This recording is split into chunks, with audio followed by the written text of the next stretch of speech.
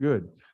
Sorry, we're a little after 10, but I was waiting for former Supervisor Max Rodriguez. He's on his way here.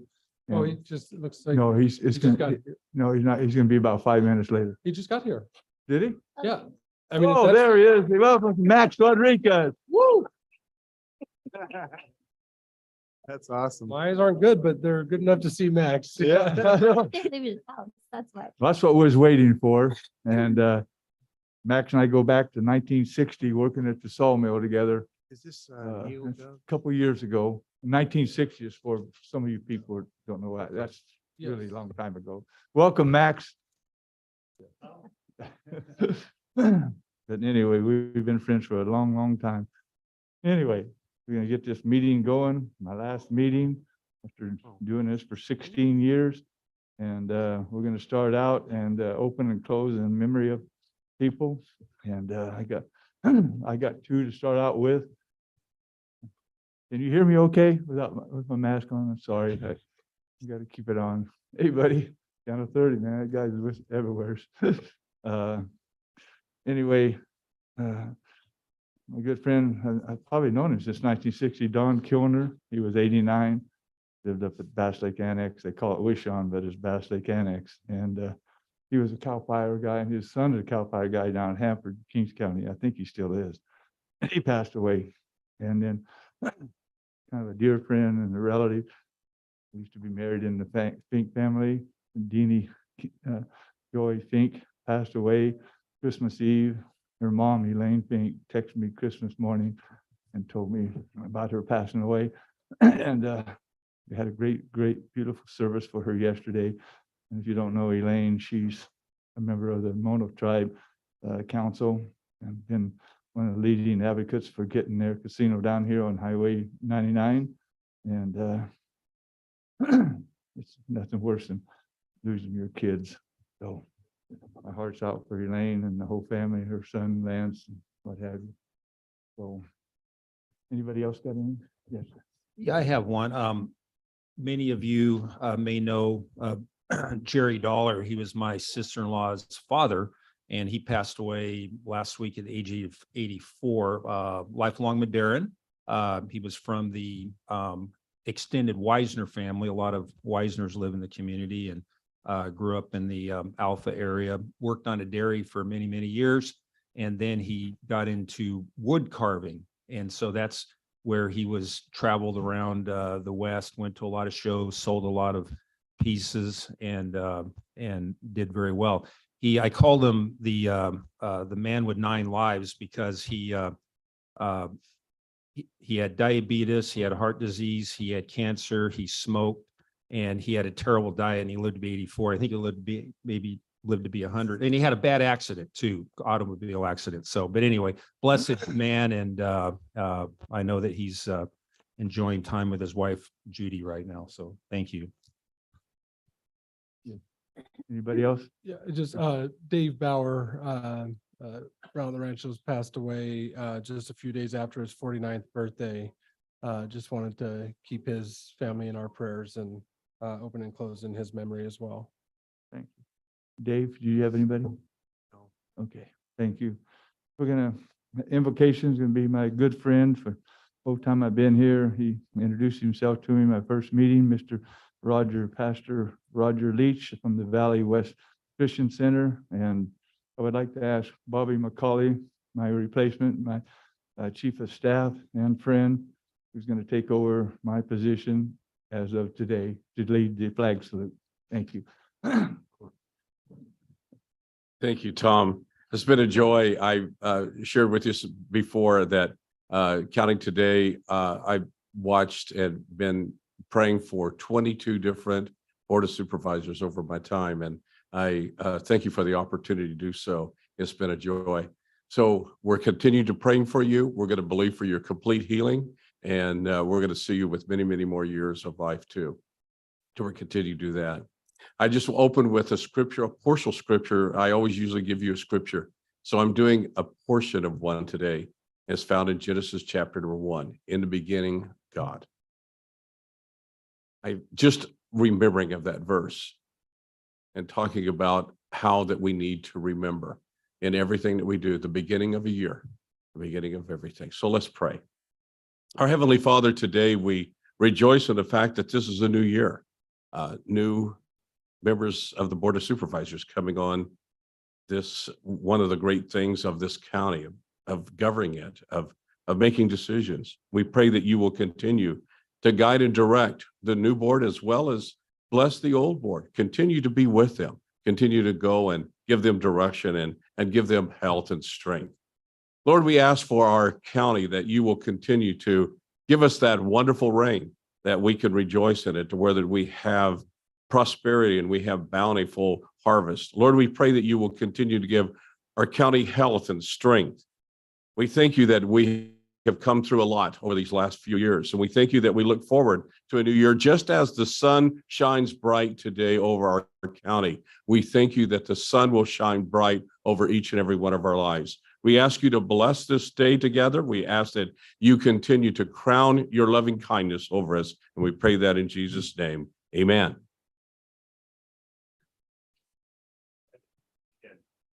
I pledge allegiance to the flag of the United States of America and to the republic for which it stands, one nation, under God, indivisible, with liberty and justice for all.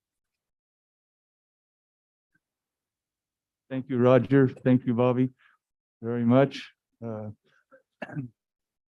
skipping item number 3 to go to administration of the oaths of office for our elected officials. And so we'll start there. And here comes Becky. She's going to give some of them, and some of these going to do individually. So we'll start with Jordan Warmoth, District 1 Supervisor. Oh, there's Becky.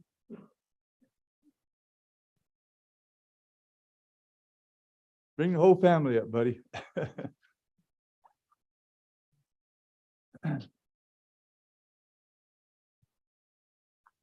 not gonna do any public comment? After.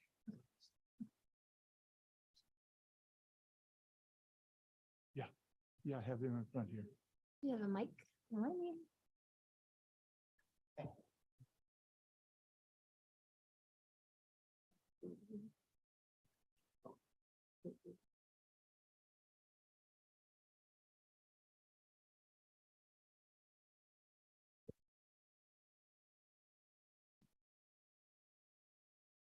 If I could ask you to raise your right hand and repeat after me. Immediately after the word I, if you can. I do solemnly swear that I will support and defend the Constitution of the United States and the Constitution of the State of California against all enemies, foreign and domestic, that I will bear true faith and allegiance to the Constitution of the United States and the Constitution of the State of California, that I take this obligation freely without any mental reservation or purpose of evasion, that I will well and faithfully discharge the duties upon which I am about. Upon which. Very good. Thank you very much and congratulations.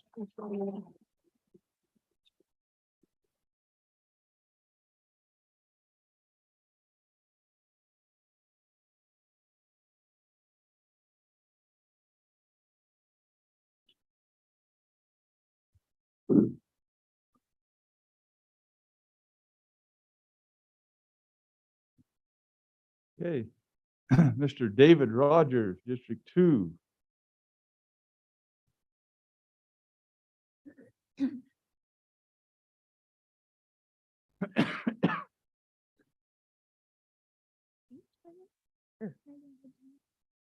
We've done this a few times. They can do it. Immediately after the word I, if you can state your name, please. I do solemnly swear that I will support and defend the Constitution of the United States and the Constitution of the State of California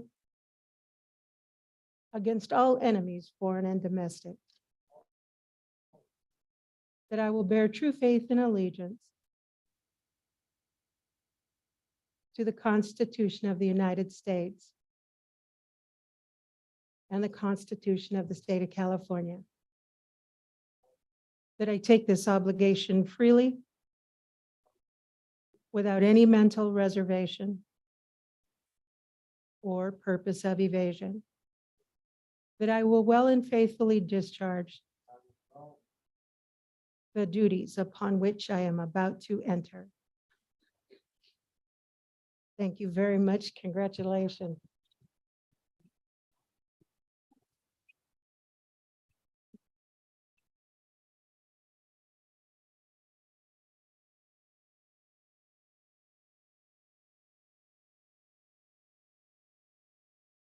Supervisor Robert McCauley.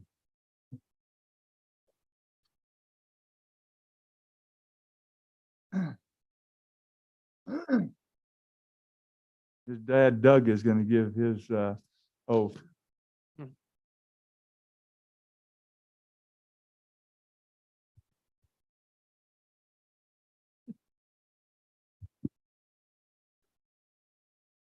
Ready?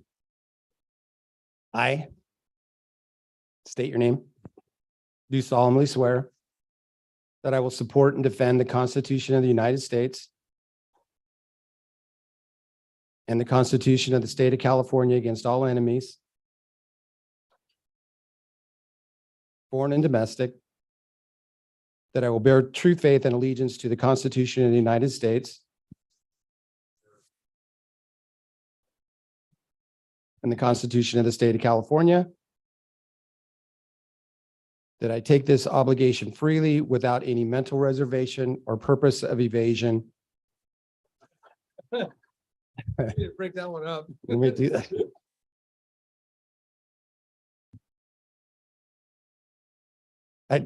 That I take this obligation freely without any mental reservation or purpose of evasion, and that I will well and faithfully discharge the duties upon which I'm about to enter. Shorten it up, Dad. And that I will well and faithfully discharge the duties upon which I am about to enter.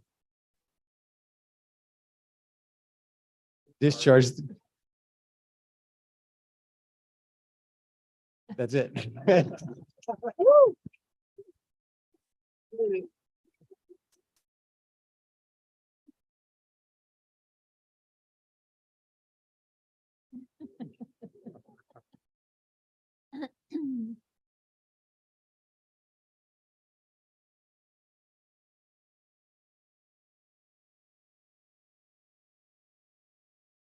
Okay. You know, it seems like it'd be real easy repeating these things, but when you're up there, especially the first time, I guarantee you, you're so nervous you can't even talk. Let's just try to remember what somebody's trying to say. Our next great supervisor, who is now our county assessor, Mr. Brett Frazier. And his beautiful family. Gary, you're gonna give the oath? Gary Savanda, our ex-mayor, city councilman, and county assessor. It's a great pleasure to be back in the board chambers, and it's a pleasure to extend the career of public service of my good friend, Brett Frazier. So with that, Brett, if you would, hold up your right hand. Yeah, I'm just glad you're doing it because I know you've done it a lot. And so you'll break it up. I, and repeat your name, I, Brett Frazier, do solemnly swear do solemnly swear that I will support and defend that I will support and defend the Constitution of the United States the Constitution of the United States and the Constitution of the State of California and the Constitution of the State of California against all enemies, foreign and domestic, against all enemies, foreign and domestic, that I will bear true faith and allegiance that I will bear true faith and allegiance to the Constitution of the United States to the Constitution of the United States and the Constitution of the State of California, and the Constitution of the State of California, that I take this obligation freely that I take this obligation freely without any mental reservation without any mental or reservation purpose of evasion, or purpose of evasion, and that I will well and faithfully and that I will well and faithfully discharge the duties discharge the duties upon which I am about to enter. upon which I am about to enter. Congratulations, Mr. Assessor.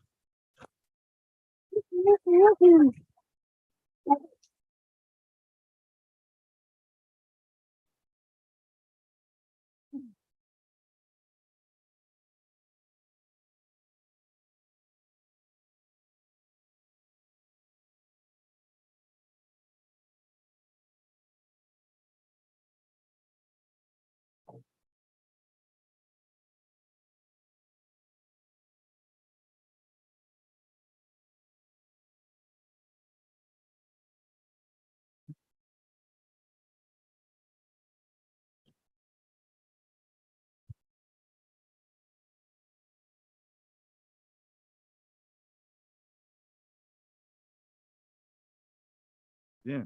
Okay. Next one's David Richstone. Richstone, our auditor controller. There you are, David. And Chair, if you will, the treasurer tax collector has asked to also be sworn in at the same time of Mr. Richstone. I don't like that. I want to do it individually. And if you don't know, that's Tracy Kennedy, who is our treasurer for the first time in 30 years. So thank you. Welcome aboard, Tracy. Well, and I'll of do it course, right.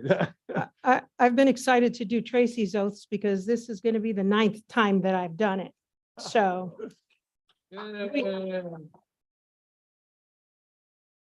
we should have it down pat, and I'm hoping she can teach David. Yeah. I know, probably recite it. Well, we won't run that risk. I, and then state your name, please. Do solemnly swear that I will support and defend the Constitution of the United States and the Constitution of the State of California against all enemies, foreign and domestic, that I will bear true faith and allegiance to the Constitution of the United States and the Constitution of the State of California, that I take this obligation freely without any mental reservation or purpose of evasion, that I will well and faithfully discharge the duties upon which I am about to enter. Thank you very much and congratulations.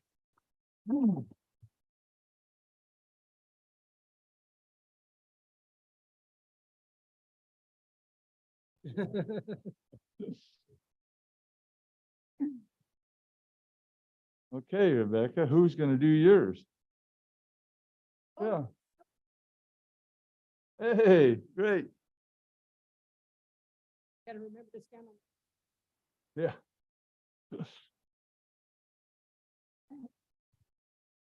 What's your daughter's name? I'm just putting a big S. C. C? C. C? Cabana. Oh, that's close. Yeah.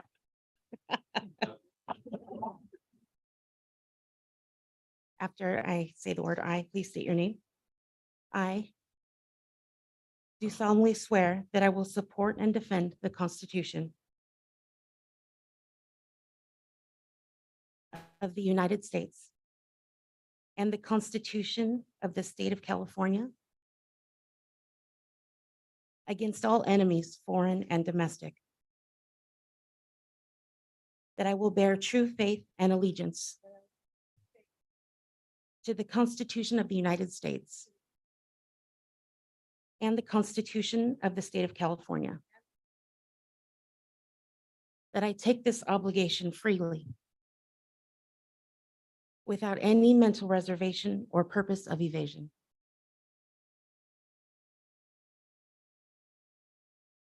and that I will well and faithfully discharge the duties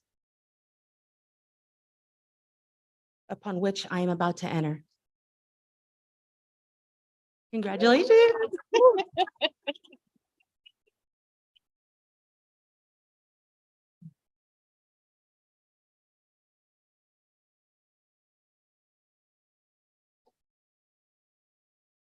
Next is, I haven't called you yet.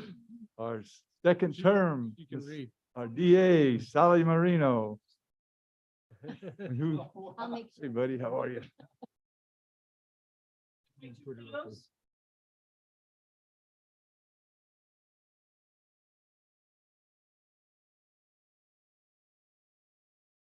Morning. All right, are you ready? Okay. I, Sally Orr Moreno,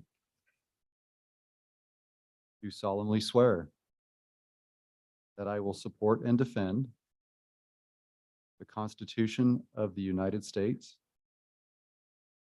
and the Constitution of the State of California against all enemies, foreign and domestic,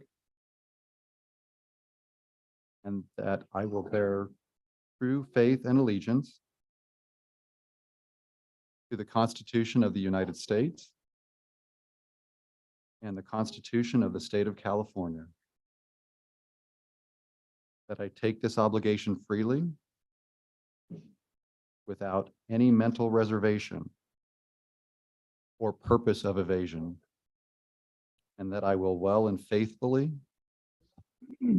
discharge the duties upon which I'm about to enter. Congratulations.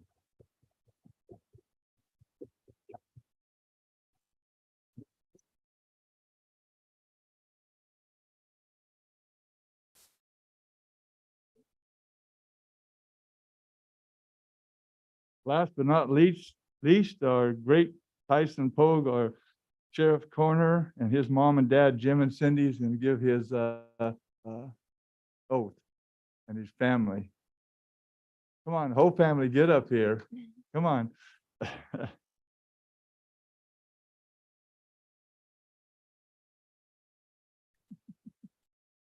Before I start, I'd like to just tell my son Tyson that I'm proud of him.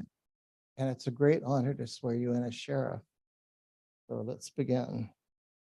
I Tyson Pogue, do solemnly swear do solemnly swear or affirm or affirm that I will support and defend the Constitution of the United States that I will support and defend the Constitution of the United States and the Constitution of the State of California and the Constitution of the State of California against all enemies, against, foreign and domestic, foreign and domestic, that I will bear true faith that I will bear true faith and allegiance and allegiance to the Constitution of the United States to the Constitution of the United States and the Constitution of the State of California, and the Constitution of the State of California, that I take this obligation freely that I take this obligation freely without any mental reservation without any mental reservation or purpose of evasion, or purpose of evasion, that I will well and faithfully discharge and that I will well and faithfully discharge the duties upon which I'm about to enter.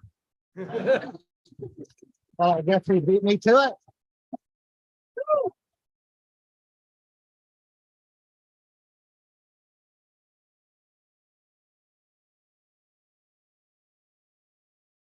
You've been done some of those swearing ins there, Tyson? He could have almost probably done it by himself. He had it memorized. Yeah. That kind of just shows what great job he's doing. In fact, I'm really looking forward to all these new, they're not, some of them are new, they've been here for a while, like 9 times for Tracy, but Becky, I think Becky's one more than that, right? How long? I didn't hear the question. Oh, how long have you been in office now? It's 32 years and I'm also starting my ninth term. Your ninth one too, right? That's what I thought.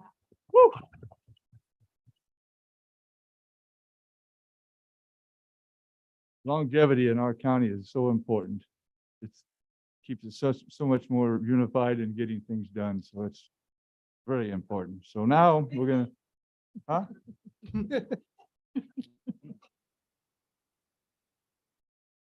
Oh. Okay. She worked for us before she was elected, so she's been here, and she only started when she was 12, so you can tell how young she is. So. Now we're gonna do the reorganization for the Board of Supervisors, but first there's a little video we're gonna show, and if they'll get that going.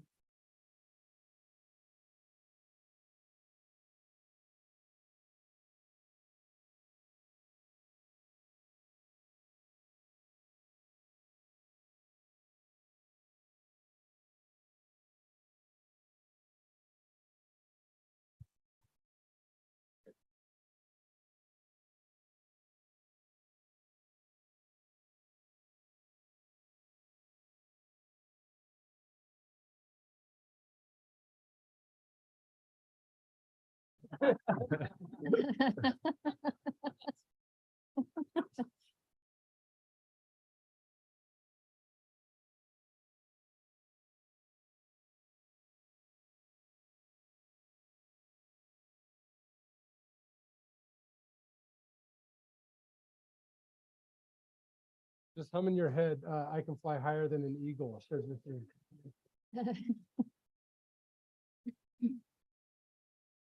Young, is it?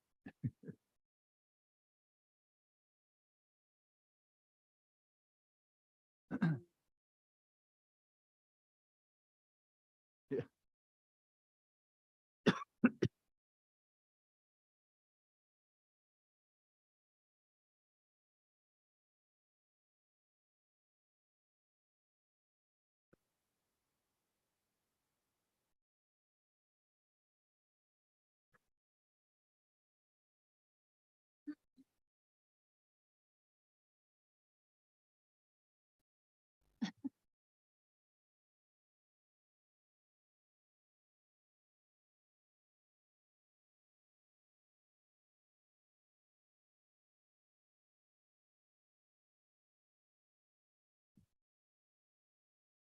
IT, where are you?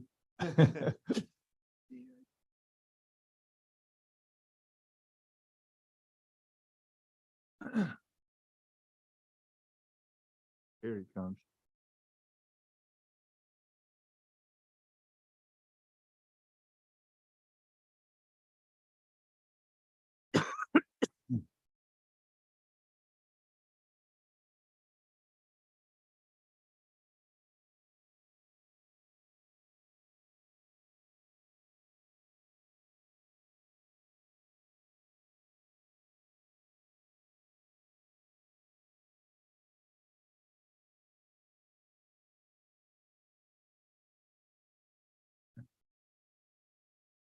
It worked earlier. Did you already watch it? Huh? Did you already watch it? See? No.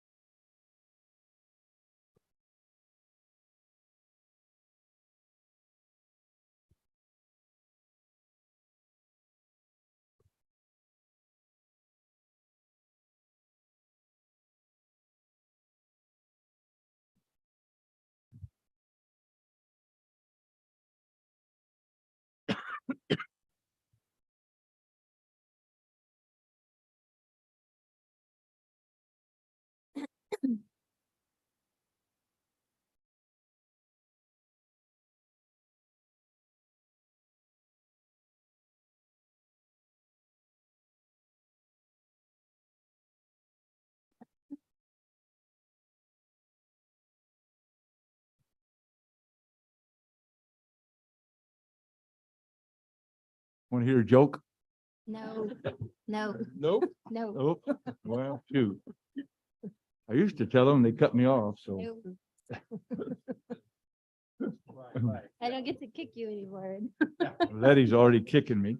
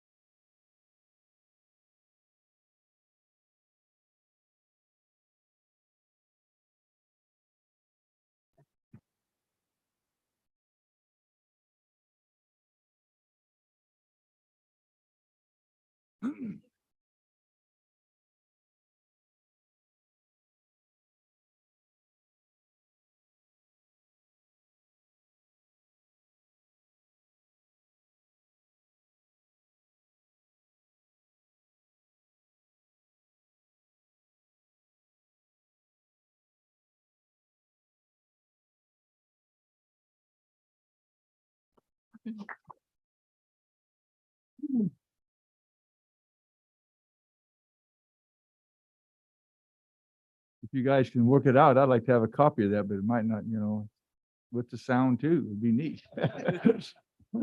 Thank you You so don't get much. to use county IT anymore, Tom, so you're gonna have to figure that one out on your own. That's gonna be hard, really hard for me. Thank you. Number 5A, the Board of Supervisors Department discussion, consideration, approval of the reorganization for the chairman and chairman pro tem for the 2023 calendar year and related presentations. So I'm going to open up nominations for the chairman of the board for 2023. I nominate David Rogers. I'll second. Any public comment on that? No, nobody ever jump up here and say no. No public comment. Okay, I'll bring it back to the board. I'm gonna just do a roll call. It's just on Supervisor Frazier, Yes. Supervisor Gonzalez, Yes. Supervisor Rogers, Yes. Supervisor Poitras. Yes. Chairman Wheeler, no. I mean, yes. vote passes I 5-0. don't want to lose my seat, darn it. Passes unanimously. Thank you, David. Now I got one more to do. Nomination for the chairman pro tem. I'll nominate Supervisor Robert Poitras, please. Second. Any public comment on that one? You're gonna accept it, Rob. I know. His middle name is Farmer John, so that's what I call him. So he's gonna do a great job too. Okay, no public comment. Roll call, please. Supervisor Gonzalez. Yes. Supervisor Frazier. Yes. Supervisor Rogers. Yes. Supervisor Poitras. Yes. Chairman Wheeler, Yes. vote passes 5-0. Well, my turn. Or I pass the gavel to our great supervisor from Chowchilla District 2, Mr. David Rogers. I just wanted to say a couple things. First of all, I don't know if John Anderson's here. I wished he was here because when I first got elected, I owned a suit like this, one suit only, that I'd bought in Shepler's. And I'll take this off for this. And I bought another one. This is my second one, this same thing. And this, I had this tie. Show everybody that. I only had one tie. And this I got from a bar mitzvah. I went down to LA for my boss granddaughter, and I didn't have a tie, and they wouldn't let me in there unless I had a tie, so they gave me this one. That's not a price tag, that's the son. So I wore that to the first board meeting over at Old Place before we got to move into here. And John Anderson's embarrassed the shit out of me. He said, Tom, we're in the 2000s now, not in 1950. She says, why don't you get a tie? So Nancy Beavers bought me this Jerry Garcia tie. It's my first one. And Anderson, well, he says, that's the start for the next meeting. Well, he says, I got 15 of them. Well, I have 30 of them now. So wherever you are, John, I got more than you do, but now I'm going to give them away because I'm not wearing them no more, just like I didn't before. And we, in March of 2007, they dedicated this building here. And on the third floor, they came up with this 125th anniversary pin, and we had this new building. And so they made that. And then we got our regular pin. And then when Supervisor Poitras came on board, he came with this one. So I got all three of the pins. And I got a couple of extra ones here. The first 125, anybody wants them, they'll be in this drawer here, and they can have them. So it's just some of the little history. I was looking in my drawer, getting some of my stuff out, and this is for keep cleaning my fingernails and doing my clipping them and stuff. And I got that from our great lawyer, Regina, down there, because I used to sit down where Rob is, and she said she would watch me sit there picking my fingernails, my nose too, probably. But she bought that for me so that I wouldn't bring my big knife out and start cleaning my fingernails. So she got that for me. So I'm going to take that home with me out of my drawer. So Dave, you can't have that. It's been an amazing run, and all I can say is wow. This may be my final speech before the Board of Supervisors, and I want to use this opportunity to thank everyone who's helped me during my time in office. First comes my family. Thank you, Leslie, Wade. He was over there. Where's that now? Oh, there he is. Justin, Kenny, John, Sebastian, my grandsons, John, Sebastian, John, two Johns, grandsons, that's pretty good, and DJ. My daughters, Wendy and Amanda, for putting up with me and all my moods, meetings, and misgivings. Second is my team. There's no I in team. I can't remember every time I hear that. That was so important to me that people don't realize that any of us are nothing with I. If we don't have two other ones with us to do anything, it don't get done. So when I decided to run, I wanted a team without I to help me, who represented all the communities up here in the mountains. We met weekly for most of my time in office, and I think everyone on my team, I think, I'm a little nervous too. Shouldn't be after 16 years, huh? I thank everyone on my team for their commitment to improving Eastern Madera County and the county in whole. My team started out with a great group of people: Larry Ballou, Nancy Beavers, John Reed, Larry Wright, Bryce Shears, Roger Schneider, Mickey Rappaport, Bob King, Dave Wolin, Tim Snyder, Laura Young, J. Carroll Graham, Nick Snyder, Roger's son, and Brian Jameson, John and Peggy Jameson's son, Steve Welch, Kathy Thornburg, and Janice Ware. Then during the next three elections, we added Robert Guerrero, Casey and Carolyn Root, Tom Thomas, Bill and Nanette Ritchie, Christy Smith, Michelle Miller, John Burton, Bill Burnell and his family, Michelle Bradford, Amy Payne, my son Wade, Leslie, Bobby McCauley, and some I may have missed. What a team. But we've lost some of the best friends on this list that I've had. Larry Ballou, Roger Schneider, Bryce Shears, Bob King, Brian Jameson, and Tom Thomas.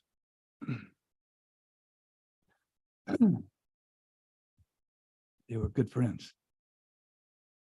I was unbelievably lucky to have such a wide variety of occupations, personalities, and opinions represented on my team. Without my personal team and my other team, the other four members of the Board of Supervisors, buying in on some of my ideas, I wouldn't have been as successful as I think I have been.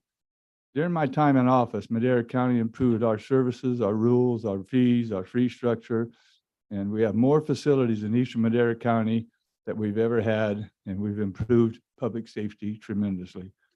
We had a chance to really begin to move forward with some of our innovative ideas and approaches to make the county better. Even though I was older than most of them and the team members, I tried to stay current with new ideas and approaches that I learned from my longtime boss, Frank Wiley. He was a brilliant innovator and taught me we are only as good as the people under us. Always kept that in mind in my businesses, my work as a member of several school board members and boards, and especially as a supervisor. My efforts to stay current and listen to my team led to some criticism from some of my fellow board members, and who told me at the time, Tom, get used to it. That's how we've always done it. That just wasn't me. I believe in new technology, studies and efficiency, effectiveness, production, and modernizing to make Madera a better business organization to serve our citizens. We are a business. This last year, I was planning on to complete many of my long-term goals. My health decided differently. It's been a really rough year for me. It's hard.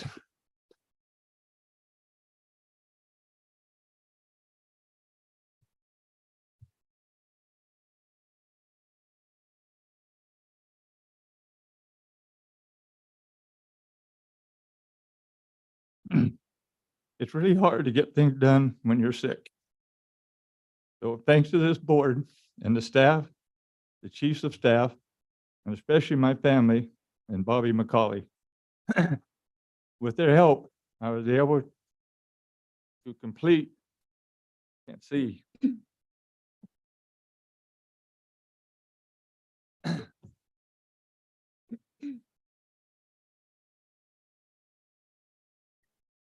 With their help, I was able to complete some of these goals.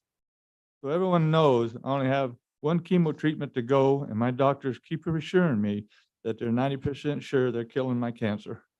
Thank you to my supportive family, fellow board members, and especially my three great chiefs of staff, Maria, Retta, and Bobby, as well as our administration staff for helping me get some of these accomplishments completed and in place. It takes motivation, problem solving, professionalism, communication, technical skills, for which I depend on staff, not me, innovation, and good management skills to arrive at success. With all that said, here are some of the accomplishments that I played a big part in. One, we now have department head meetings to ensure programs are coordinated with each other and for better effectiveness. Two, got the Road 200 project started and mostly completed. The bridge is being built now after 17, 19 years or so, with the project just sitting on the county shelves. It took $22 million from 1990s Measure A being eaten away by inflation.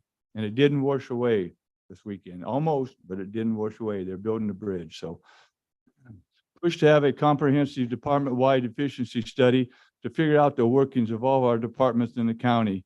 I just want to thank you, Eric Fleming, for pushing this after I suggested it before he was our CAO. And based on the results, we made some wholesale changes in many of our departments, saving millions compared to the thousands we spent on the study. A couple of examples. We got rid of our county council department and hired outside lawyers and as needed, and that's been really paid off. Thank you, Regina. Got rid of the old resources management agency, RMA planning department, and we sold that building over by Walmart shopping center, and moved all of our RMA then, but it's our resource management stuff over here to the third floor, which was sitting empty. Now we have one-stop shop here at the main government building. I helped spearhead the new solar farm at the Road 28 campus and the solar systems on top of our library and our parking garage out here. Took a chance, we all did, with the state prison system to provide land for their rehab prisons that they were proposing in exchange for $30 million to completely rebuild our jail. Madera is one of only 3 counties that decided to do that out of all the counties they made this offer to. We took advantage of it. Then the state thought we had done such a great job, they gave us another $6 million to improve our juvenile services, our cafeteria, our laundry facilities, all at the 28 Road 28 campus. All we had to do was set aside 20 acres for them to build the rehab facility, which they never, ever did. We worked with the state to sell property where our vehicle maintenance building was to build the new state courthouse and build us a brand new maintenance shop over at the Road 28 campus. At about the same time, we started looking to buying property to build behavioral health and social service buildings. I can't remember how many acres it was, but we bought all that at one time when it came up for sale. Both are now complete, and the behavioral health building is actually being expanded right now. Thanks to Harris Construction, we're just now finishing up our Madera County Justice Center for the DA and corrections and stuff over by the courthouse. Former Sheriff John Anderson, who I mentioned a while ago, asked me to help him build a new sheriff's office up in Oakhurst. He had been saving $500,000 a year for 5 years, which the state provides for small county sheriff's offices. The board decided to buy enough property off Highway 49 for a sheriff's office, a new fire station, and even build a government center. But the government center, I'll talk to that later, that particular parcel is now being built with a sheriff's storage and other stuff that they needed up there right below the sheriff's office. At about that same time, the Veterans Service Administration in DC had some monies to build a satellite veterans hospital in the same vicinity and asked me to help push it through because the money had to be spent by a certain date, and we got it done.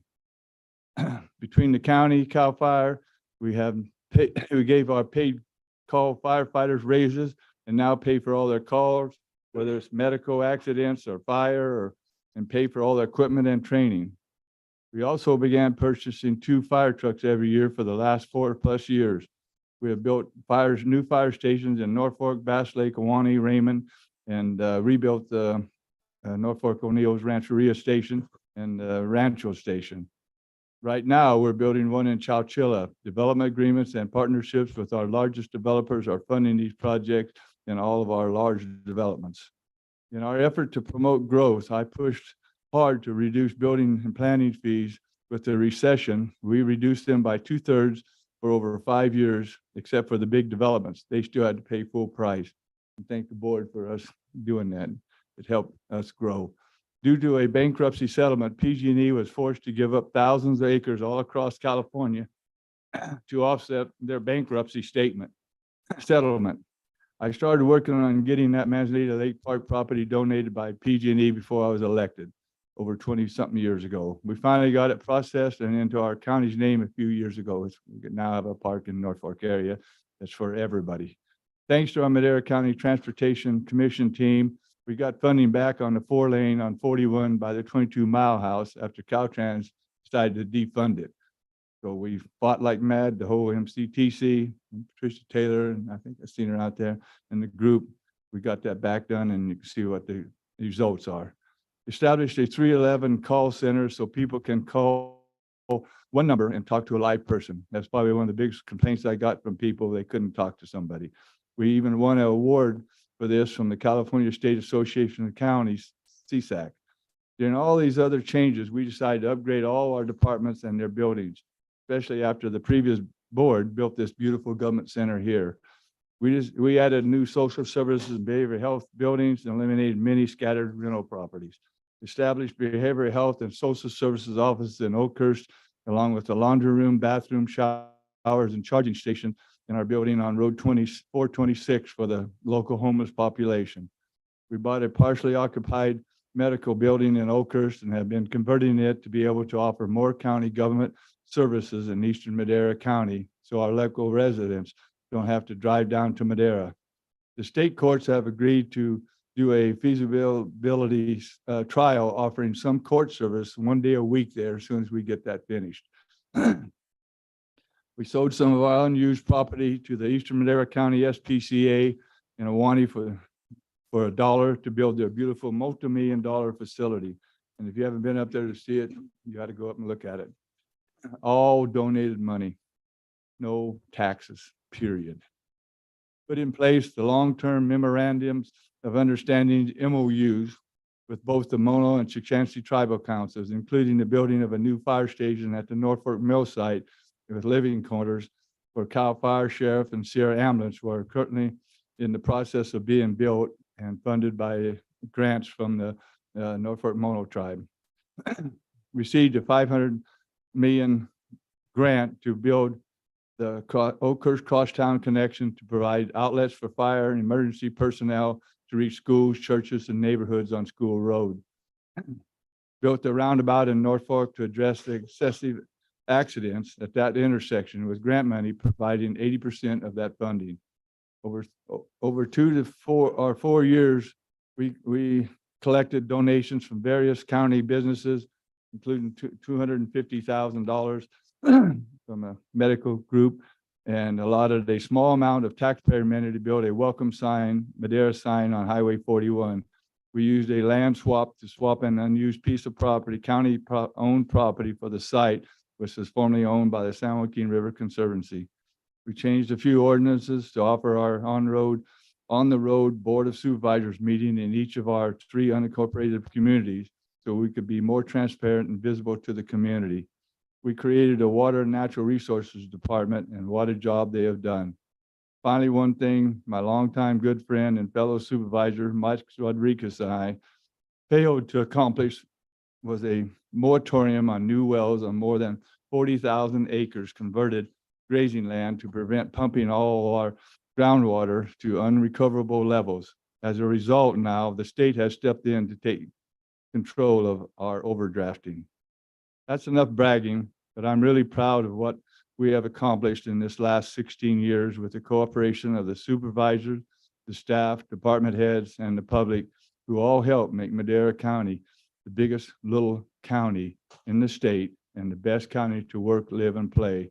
Just in case people don't know all of the departments the board oversees and relies on, here's the list, and it's a partial list: public safety and criminal justice, road construction and maintenance, code enforcement, building inspection, water and sewer system operation, community planning and development, economic development, library system, veteran services, agricultural weights and measures, elections, public records, property tax assessment and collection, health and human resources, landfill and solid waste collection, water and natural resources, internal support, and it goes on. It's been a great run for me and my family and friends. I worked my butt off to learn everything I could about every issue that came before the board. It was really important to me to be fully prepared before all of my votes. Making decisions in this job is just like any other business, school, or family decision. Do your homework to be successful. I'm looking forward to seeing how my successor, Bobby McCauley, continues to help the county grow and develop for the benefit of all our citizens. From what I've seen of his work ethic and dedication to our community, he should do a great job. Thank you.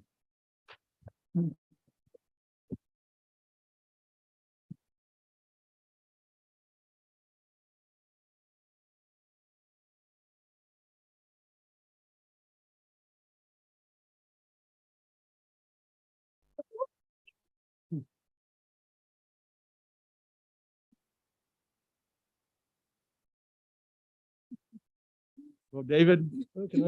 Can I say something? Joe, is that okay?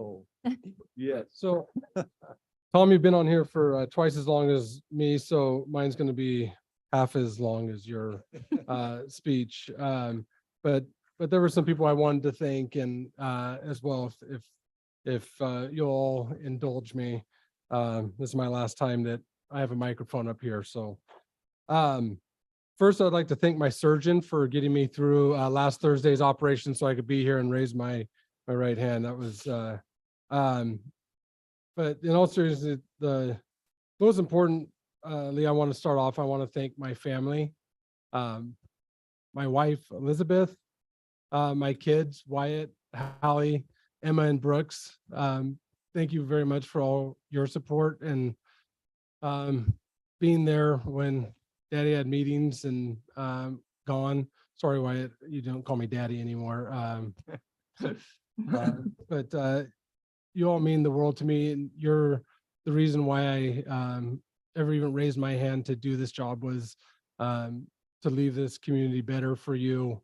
in the future. And I want to thank my parents, Steve and Sally Frazier, for giving me the most wonderful foundation of love at home growing up, and something to aspire to. I always said, your names were so well respected in the community that it always made me realize that I couldn't do anything to harm the reputations that you did over the years. And I'm proud to be your son. And I always said I hit the parent lottery with you.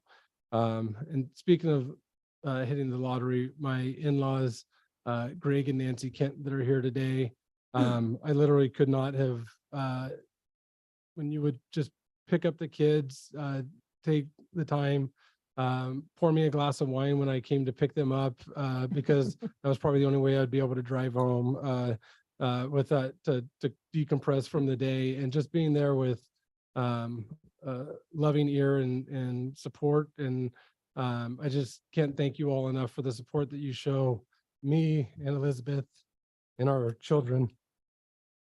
Thank you. And as a part of my family, Melissa De Silva, there she is back there. I could not have done any of this without you. Not just keeping me organized and fulfilling all the things that I'm terrible at, but being able to close the door, and we could sometimes use some expletive deleted, but you were always there with a good ear, a steady counsel to help me make all these tough decisions that are, I truly love you. You are family to me. Our staff, when the best way that I ever heard the county as an organization and what we do as a county described was, we issue your birth certificate, we issue your death certificate, and then we take care of everything in between. Your mental health, your the public health, law enforcement, criminal justice, jailing people,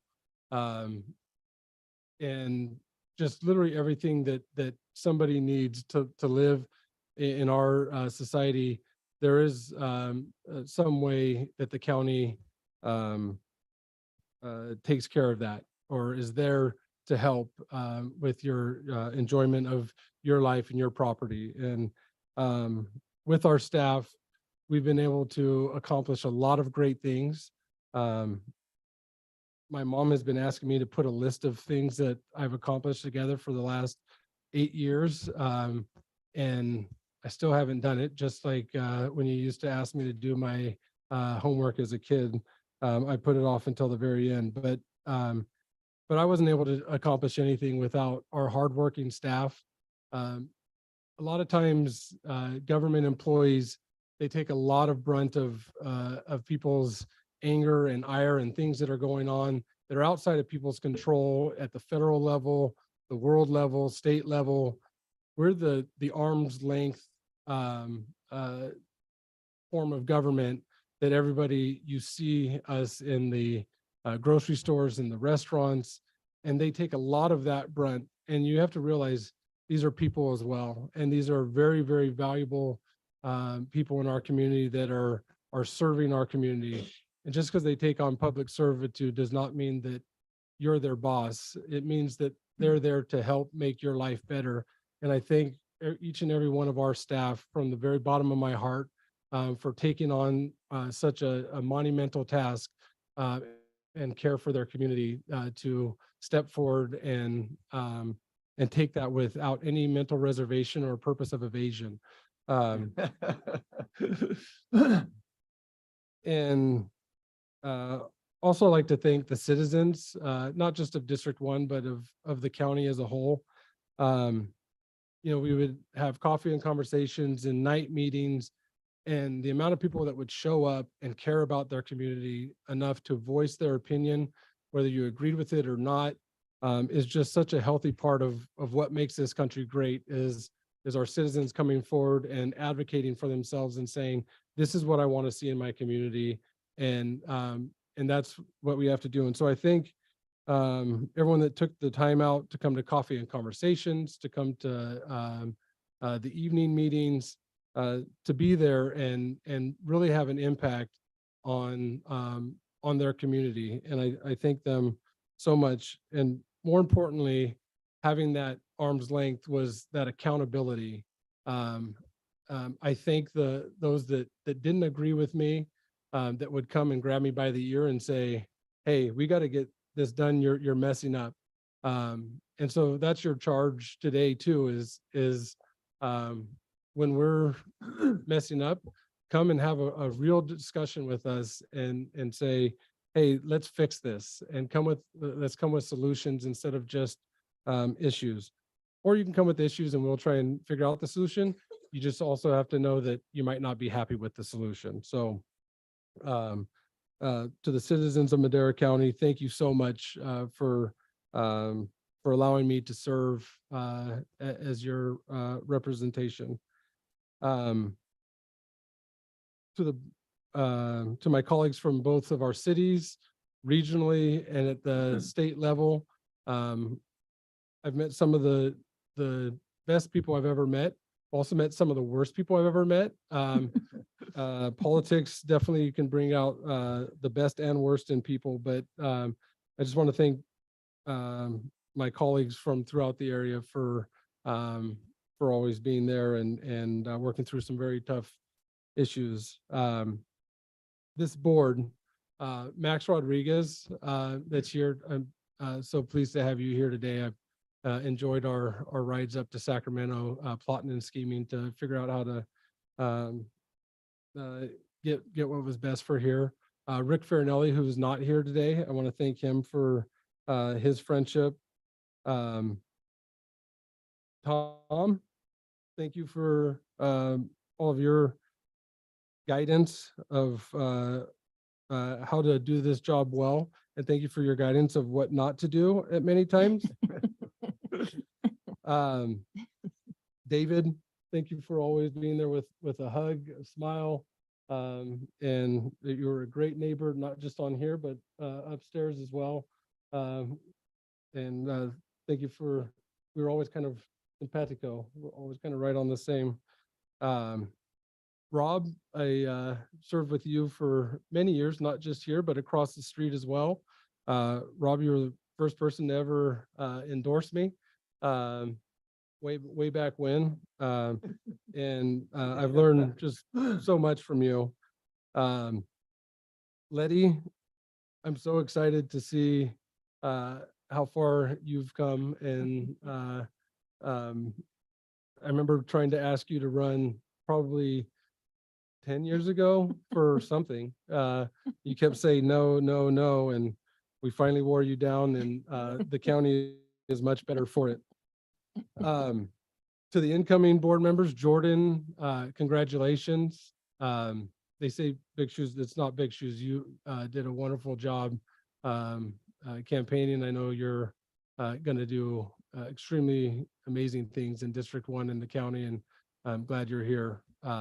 And Bobby, known you for a while. We were trying to just figure out if I was younger when I got on or older. I think it was around the same age, but watching you grow into this position is amazing. And to the two of you, anything I can do to help, I'm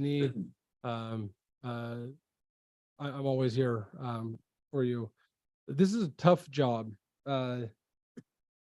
This job as supervisor, it's thankless. I joke that no one thanked me until I said I wasn't going to run again. And then everyone said, you did a great job. Why are you leaving? I was like, well, you used to go back and look at some of your comments on Facebook. You can, but again, that's accountability. So, you know, like Tom said, it's, there was things I wanted to accomplish that couldn't be accomplished in the year or couldn't get quite over the finish line because government takes a long time to do things. But as I realized and took some time to think through those things, I realized that, you know, the job of making our community is never done, or making our community better is never done, right? It's a constant thing that we all need to have at the front of our mind, at the forefront of everything that we do is this going to make things better for our community? And my job isn't done. I'll continue to work hard to make our community better for all of us.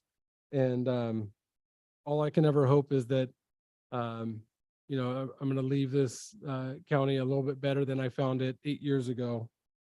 And then I know I had mentioned her earlier, but I just want to end by thanking my wife, Elizabeth. You took a chance on me. I was not what you've done to raise our children, to be there for me, to question when things are not right. You're not just there to tell me yes and rubber stamp it. You're there to make me a better person. And I'm still trying, and someday I'll be that better person that but I just want to thank you and just tell you how much I love you from the bottom of my heart. I wouldn't do this without you, and wouldn't want to. Couldn't. Love you all. Thank you.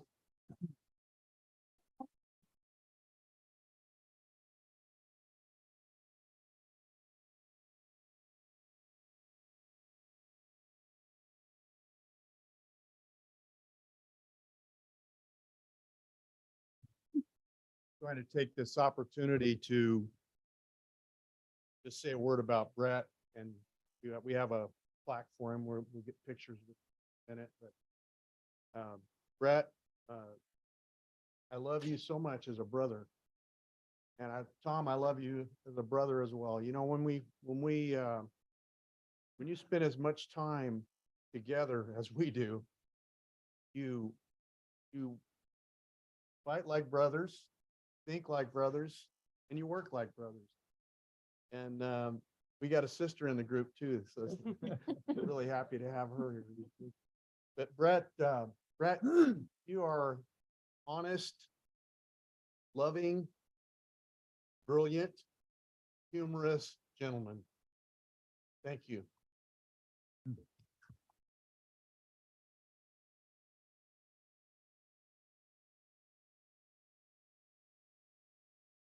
I got to say something on Brett because when he was mayor and when Rob was over there too, we started working together as city and county, which they've never done for like 20 years. And Gary Savanda, if he's still here, he said it's the first time anybody's ever called him. But Brett took this job so serious. I mean, he'd call me at 10 o'clock at night before a board meeting and say, what do we think we ought to do on this? But the worst thing, the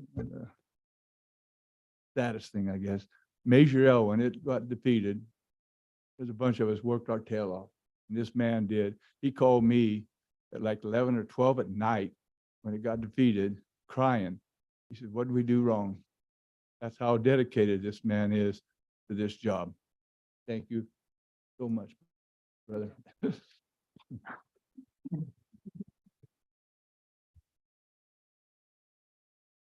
Brett, I won't take up too much time, but I also want to thank you for your friendship in all these years of not just during my 2 years on the board, but you know, when you first came on as a supervisor, I helped onboard you because I was a staffer, and you've been nothing but pleasant to work with, and your guidance and your mentorship has meant the world to me. So thank you for your friendship. I look forward to continue to working with you. This is not goodbye. But thank you for sharing your family with us, and it's been a real pleasure working with you. And I'll get to you in a minute. I'd just like to mention, go ahead and clap. Somebody's clapping. I was just going to mention, first of all, Supervisor Frazier, you know, we've talked about the past and all that, but I'm just going to go back to the recent past. When he was elected back in June, I know that there's been some situations where somebody who's elected, they kind of check out. of their current position and they're moving on to their next position. And that would have been easy for Brett to do, at least on the surface. He could have spent all his time going to assessor conferences and reading up on manuals and moving his office in early, maybe. But, this guy, not only did he not do that, he doubled down on his job as supervisor. I mean, he was, it doesn't surprise me knowing Brett, but I mean, he was at every meeting. He was all involved in the Measure T and all of our water issues and attending every meeting. And I know his family can attest to that. He didn't give up. Again, he was doubling down, and it was as if, he was running for election or something, but it was actually, he was just doing his job. So, I mean, that shows you about the character of somebody, how even to the very end of that particular position, he's putting in his time, his effort, his heart, his passion. And I know that that's the kind of guy we want to be our assessor. So thank you, Brett.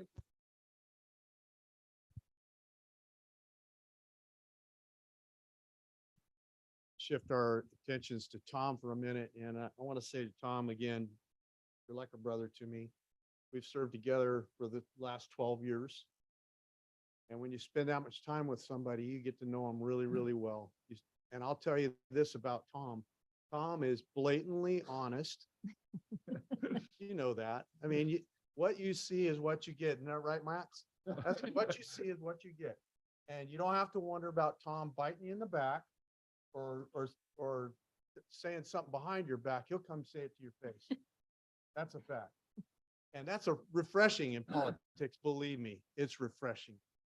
And Tom is one of the hardest working guys I've known. He came out of the lumber industry and brought the lumber industry into the Board of Supervisors because he didn't stop being the pusher, the hard worker, the man that you would want representing your district. I tell you, you couldn't find anybody that worked harder for District 5 than Tom Wheeler. And he was your champion. He held you up every time on every issue.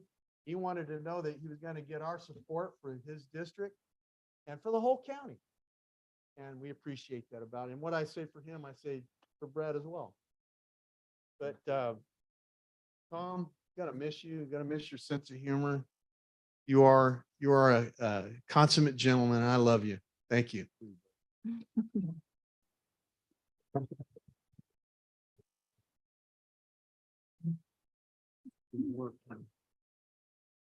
I've got another one.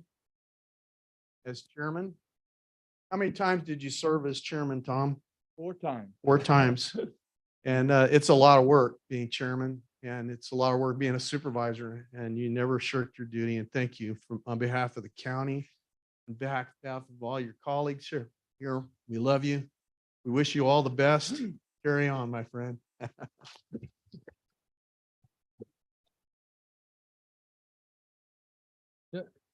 Tom was very accurate. And first time I ever met him, he said, county and the city got to work together. I was like, who is this guy? I didn't even know who he was.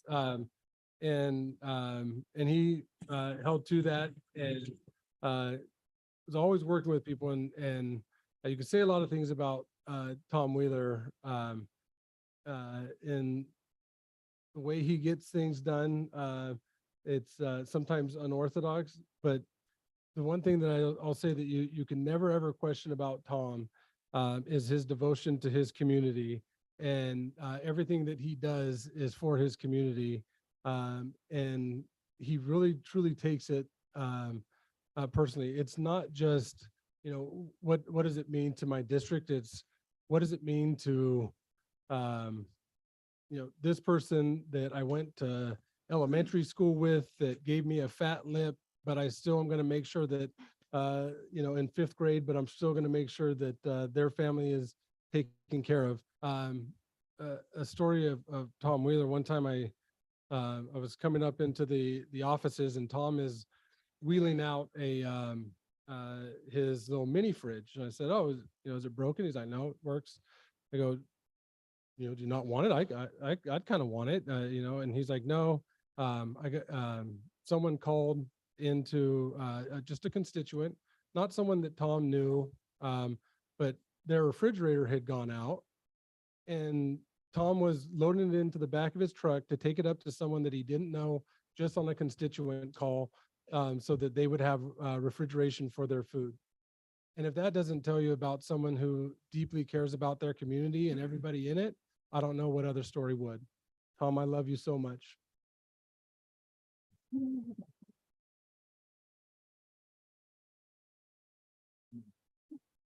I'm next. So I met Tom in 2007. I was interviewing for a job here at Madera County to work for Supervisor Rodriguez.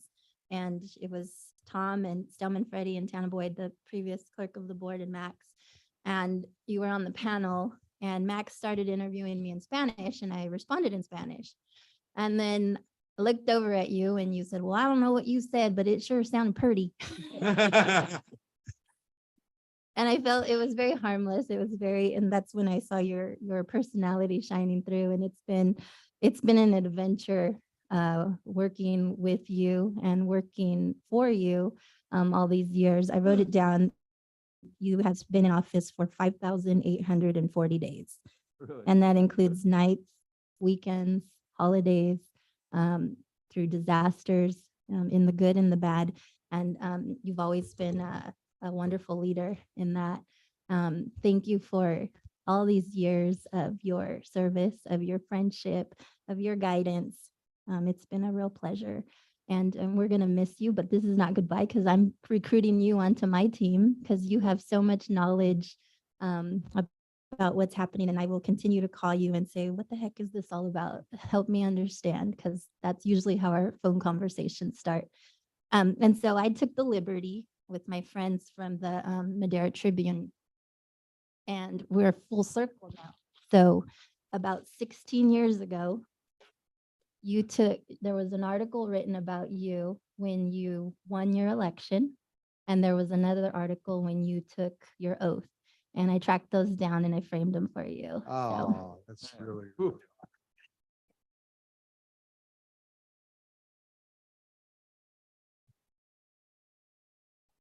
Awesome. All right. There's a couple of things I just like to mention about Tom. And I've already mentioned one of these is I met Tom back in 07 as well. And it was on the MCTC Board of Commissioners. And I first met him, it was like, this guy's different, and in a good way. I'm very open, very transparent, and instantly I knew it was a guy who wasn't playing games, who wasn't, it's what you saw is what you got. And I really appreciate that. He's very passionate and really cares. And so that meant a lot serving with him all those years on that board as well as this particular board. And the other thing is I'm going to miss the history that Tom gives. It's interesting because born and raised in this county as well. And Tom will mention a name every now and then that the person kind of has a notorious background. And it's kind of like, you were friends with that guy. But one of them was, Tom, you remember this, was Taylor Tieford. Oh, yeah. And I was going, well, wait a minute. That's a guy who killed his grandmother and they never found the guy. You were friends with him. And then Tom said, no, I was friends with his father. Well, I So was him too, because he had polio like. so anyway, it was really interesting, Tom, and just from that perspective, but also, again, that passion, that hard work, and like Dave and Brett were talking about, he just relentless. I mean, here he is at this young age, and by the way, I think those are great reports about he just has one final treatment, and let's give it up.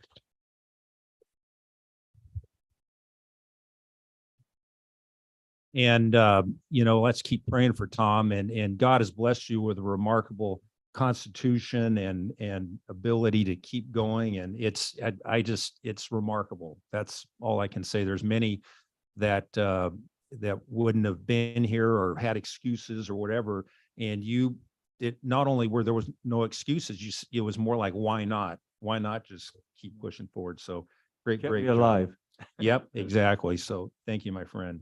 Thank you. Well, before we get pictures of these guys and the board and the new board, I just want to recognize my wife who's here today, my wife of 43 years, Leslie. She's sitting over there. I won't make her stand up because she hates that. She is also an elementary school board member in Chowchilla and she's a very successful teacher, 4th grade. She's taught 1st grade. She's a wonderful grandmother and mother and a brilliant and successful woman and a lovely wife. I couldn't ask for more than I have in my wife, Leslie. And thank you for putting up with me all these years, 43 years and going on more. So, you know, we're in the people business. And as your new chairman, I want to thank the board for your confidence that you place in me. I know that this job takes everybody working behind us. So it's really important. And I want to start out by saying, climbing. Climb on. And that is an expression in climbing. And I had Brett respond to that because he's my partner. He's been by my side. In climbing, it's a very common expression and you listen for that. In 2016, Caldwell and Jorgensen climbed the most difficult route of El Capitan, capturing the world's attention. It was Caldwell's dream, but it soon became Jorgensen's as well, and it inspired other people. They studied the details of that rock, and I believe Caldwell studied it for 5 years, climbed it, took photographs, studied the rock. They took the time to study their objective. They tested it. They climbed and tested each portion of the wall. Each climber had different experiences. One, Caldwell was a big wall climber, while Jorgensen was simply a boulderer. He liked to climb boulders. In facing challenges, climbing is the great metaphor for elements which lead to success. And I think one of the greatest elements we could talk about is communication. I remember a story, and I love this story, and you've heard it before, but I'm going to tell it again because I want to hear it. It's about a German Coast Guard dispatcher who, in his first day on the job, sitting at his desk, a call come over the radio, and this German Coast Guard dispatcher, he's listening, and it says, Coast Guard, we are sinking, we are sinking. He paused, puzzled, and he picked up the mic and replied, what are you sinking about? So communication is critical. It's a must. Clear and concise communication. And then trust is really important. When you're climbing, you always say, on belay, and that's a question. On belay means he's got you. Have you got me? That's the question. On belay? Climb on. And then your partner responds, belay on. Belay on, meaning I've got you. You have your partner. Are you working together? Do you trust each other? And then, of course, the call climbing, it means Climb on. that means I'm going, and he's encouraging me. You know, everybody needs somebody in your life. No man is an island, and we all need each other. We need that encouragement. This has been a time of encouragement today, and we're really appreciative of all that encouragement. These principles that we just talked about, understood by Caldwell and Jorgensen, they climbed on. And ultimately, they were successful. And the world watched as they succeeded to reach the top of their objective. But ultimately, they were successful not because they were alike, but because they were different, because they worked off of each other and they worked with each other. They chose different paths for their success. If you remember the story, they did what worked for them. There was a point at which one move in this whole wall of El Capitan could have ended their quest to reach the top. So Caldwell, being shorter armed and shorter legged, worked his way around it, studied it, worked his way around the leap, what would have been a leap. And he just didn't have it in him. He tried and tried to leap, but kept missing. But Jorgensen had him on belay on, caught him. You'll never know what that's like. I remember many years ago, I was climbing a rock called Commitment. It's in Yosemite. And I was up about 2,500 feet. And my partner was up above me and he couldn't hear me. The wind was blowing pretty heavily. When you're falling, you always yell falling. So he's ready for the catch. Well, I yelled falling and I didn't hear, I've got you coming back, but he had me anyway. I fell about 15 feet and he got me. But you'll never know what that's like. I'm to be 2,500 feet in the air and have somebody catch you. It's important. It's life or death. Anyway, Caldwell tried and he couldn't leap that gap. So he worked his way around it. Jorgensen came to it. On the other hand, he's a long-armed, long-legged guy who leaped across, did the dino, what they call a dino, leaped across and caught it. So they took different routes to get to their objective. And because he could, and because they could, they did what would work for them. And we're not all the same. We need to do what works for us, but we work together to get to the same objective. They succeeded together. Their teamwork is a construct of a great model. I would encourage you to watch their story sometime. It's just absolutely inspiring. And I want us to emulate this year. We've got a lot of challenges ahead of us. We're going to be climbing. We're going to be climbing a difficult climb. We've been climbing. And you know what? The rest of the state envies us. We're actually number one in so many categories. Our colleagues in the state, CSAC, envy us because we've been successful. And we've been successful because we work together. We face the challenge in different ways, but we work together toward the same objective. Let's emulate the success of Caldwell and Jorgensen, and let's climb on. Thank you.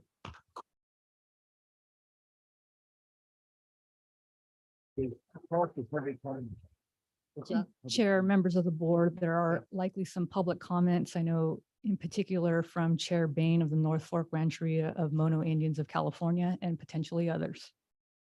Okay, thank you. So at this time, we'll open it up for public comment. And if you'd like to come forward one at a time, line up over here if you've got something you're going to say. And I'd like to also at this time invite my new colleagues up just for come on up and get used to this area up here because this is where you're going to be serving. So I'll ask Jordan and Bobby to come on up.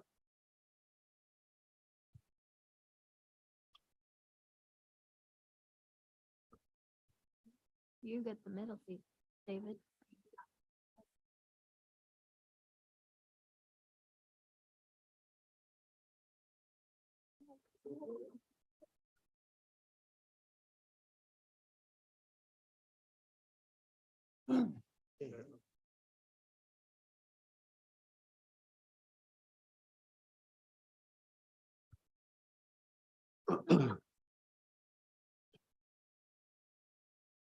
Following the public comments, we'll have a recess and we'll have a time of refreshment and you'll have an opportunity to talk with each of the incoming electeds. Thank you. Go ahead. State your name, please. Good morning, board. Thank you for letting us come up and speak. My name is Fred Bean. I'm North Fork Rancheria Tribal Chairman of North Fork Rancheria of Mono Indians of California. I'm nervous also, so we're going to do this as a team. I brought with me our tribal secretary, Bobby Hale, our marketing director, Charles Altacruz. So we got a couple things today. I'm sorry, I don't want to take your time, but we're going to. I think it's very important to recognize people on days like today. So our tribe is going to present a proclamation to Chairman Wheeler. And so I'm just gonna read it. And then we also have a little replica plaque that Secretary Hale will be presenting to Chairman Wheeler. And then Carl's going to mention a couple of things, and then I'll speak one last time. So real quick, just to move, I'm going to go ahead and read some of the proclamation. So where'd the man of the hour go? Disappeared. Okay. Okay. Supervisor Wheeler, he served with great energy, integrity, and wisdom as a dedicated public servant for Madera County since 2007. Most recently as chairman of the Board of Supervisors, making local government more transparent, efficient, effective, and entertaining. Of course, entertaining. He's become District 5's longest serving supervisor with an uninterrupted tenure of 16 years in office, distinguished by his colorful, homespun, and heartfelt political philosophy of conversation, property rights, and common sense. Tirelessly and transparently representing the diverse needs, issues, and populations of District 5, stretching from the Central Valley floor to the rolling foothills, plush forest canopies, and dramatic High Sierra granite outcroppings of eastern Madera County. Served on some 50 distinct local, regional, and state boards, agencies, advisory groups, special districts, committees, and commissions governing a range of topics from health to aging, juvenile justice, business and redevelopment, floor control, water conservation, land management, agriculture, transportation, and public and wildfire safety. He's resided in eastern Madera County for nearly 75 years and the town of North Fork, the geographic center of California, since 1959, where he managed the 4,500-acre Frank Wiley's Circle W Ranch for 30 years and accumulated numerous community honors, including North Fork Citizen of the Year in 1984, which was the year I graduated high school, actually. Established himself as the heart and soul of North Fork Loggers Jamboree, chairing the event and never missing a competition since its founding over 60 years ago, winning each event at least once and the champion logger title 5 times.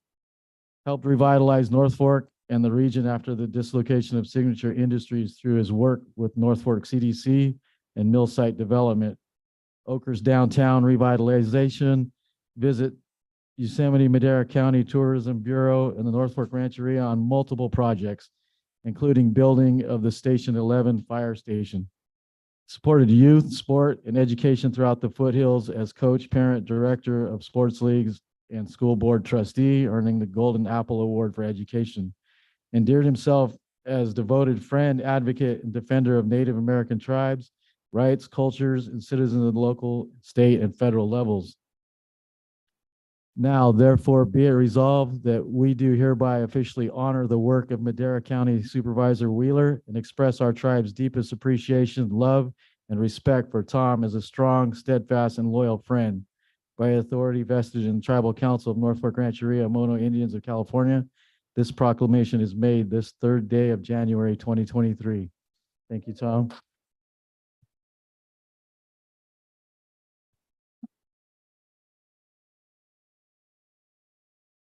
So that's how it reads. And I'm going to go last after these guys say a couple things. Watched him grow up. His mom and dad, we grew up together.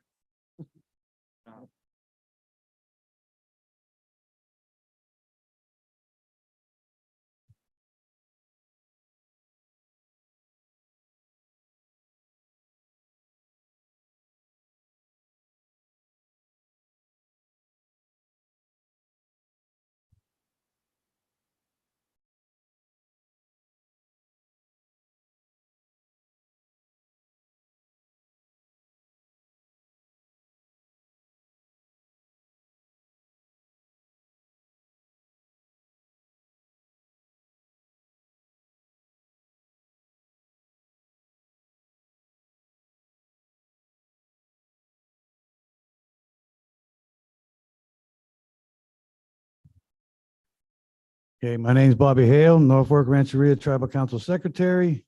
And I'm fortunate enough to be able to be here, honor Tom on his last day. And thank you, Tom, for all you've done. I've watched you grow as much as you've watched me grow. I've been around Norfolk since 1973. And so when you play in Little League and Senior League and high school ball and all those kind of things, you see the community leaders and you want to emulate what they do, you know. I know when you're growing up, you don't think that you're going to be in positions that have authority and where you are, where mostly coming up and making decisions that are popular, everybody likes. Then there's the unpopular that you got to be accountable for. And so in watching Tom, you know, we watched our Norfolk Loggers Jamboree grow immensely, and the crowds got huge. They got bigger every year. There's expansion in the events. There's a lot of coordination and communication, which was spoke about earlier, that it takes to make all these things happen. And so sometimes it's a battle from within the internal parts of whether you're with the boosters or whether you're with Madera County on all the different levels, fighting with the state. Tom is strong, and that's something that we got to grow up and watch. And now I'm in that kind of a position also, that I'm working with Tom with our Norfolk Rancheria. So we want to thank Tom for all the dedication and commitment that he took to advocate for our casino project. And it's not in fruition right now and hasn't been started. But when it is, and we get successful and we actually have a casino, hopefully that day comes. We wanted to honor Tom with a plaque upon one of our walls, probably in the entrance area, to honor for all of his advocacy and helping us reach our goal for one day. So Tom, I'd like to read this. Says dedicated to Tom Wheeler for his many and enormous contributions to the Norfolk Rancheria and Casino Project. As a public servant, advocate, partner, friend, neighbor, and family, Norfolk Rancheria Tribal Council, January 3rd, 2023. So we'd like to honor you with this also, Tom, and hopefully one day here in the future, we'll be able to have this up for all to see. Thank you very much.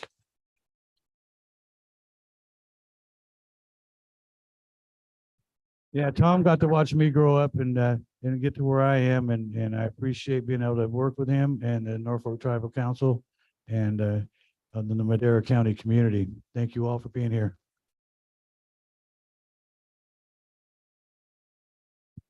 Good morning. My name is Charlie Alchicruz, Public Affairs Officer for Norfolk Rancheria.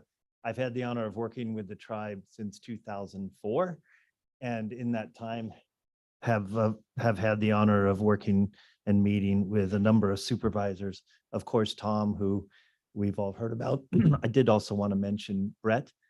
Brett came onto the board after most of the difficult decisions had been made, but nonetheless, he was a ready student of things and wanted to learn what was going on, and did lend his support, and we truly appreciate that, Brett, for all your contributions and all the contributions of the many supervisors. I believe Matt Rodriguez is here, and other ones that aren't here but have helped us. So thank you, Tom. Thank you, Brett. Thank you, Max. And thank you all. We look forward to working with you in the years ahead.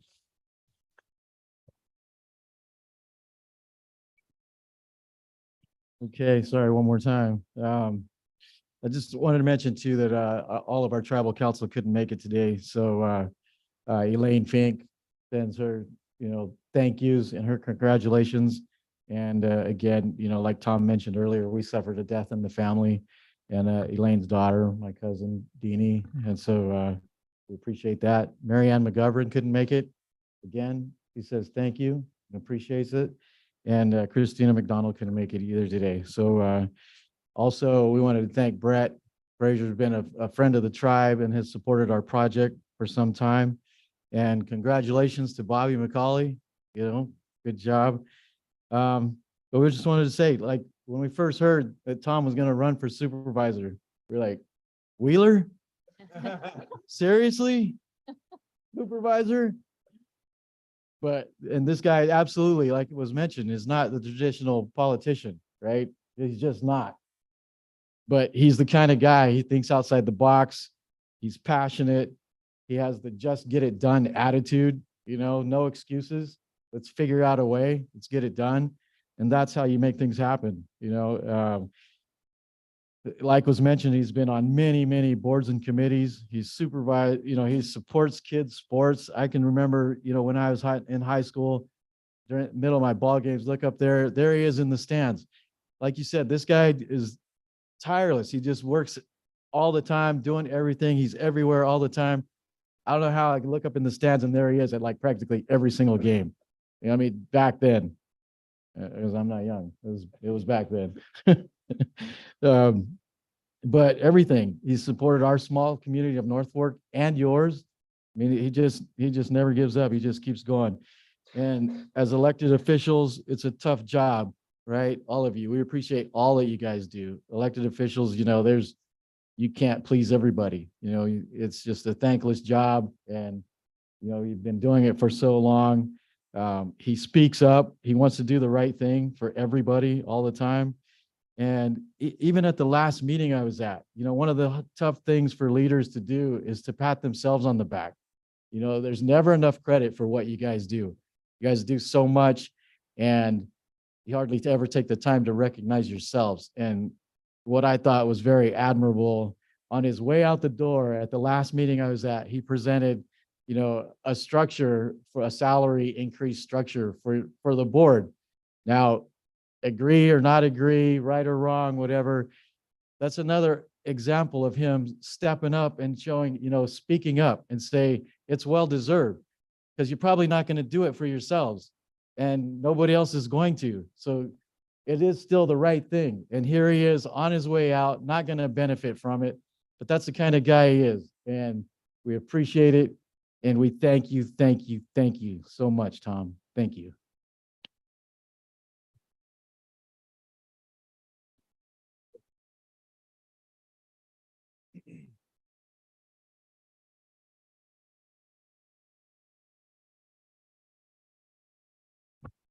Good morning, board. Sorry, I turned it on. I am honored to be here on behalf of Senator Ana Caballero, and this is my colleague. Buenos dias. That means good morning. Good morning. I'm Alejandro Carrillo on behalf of Assembly Member Esmeralda Soria. And we are just here just to thank Supervisor Wheeler and Supervisor Frazier for their outstanding years of service with the Madera Board of Supervisors.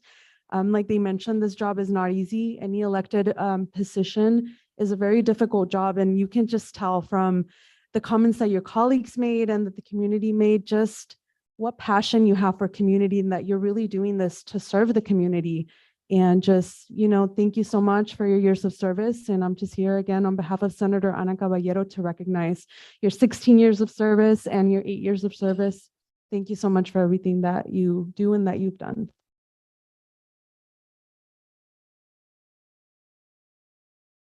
And on behalf of Assembly Member Esmeralda Soria, she really thanks you and congratulates you for your service to the community. Madera County is a far better place because of your service. Thank you.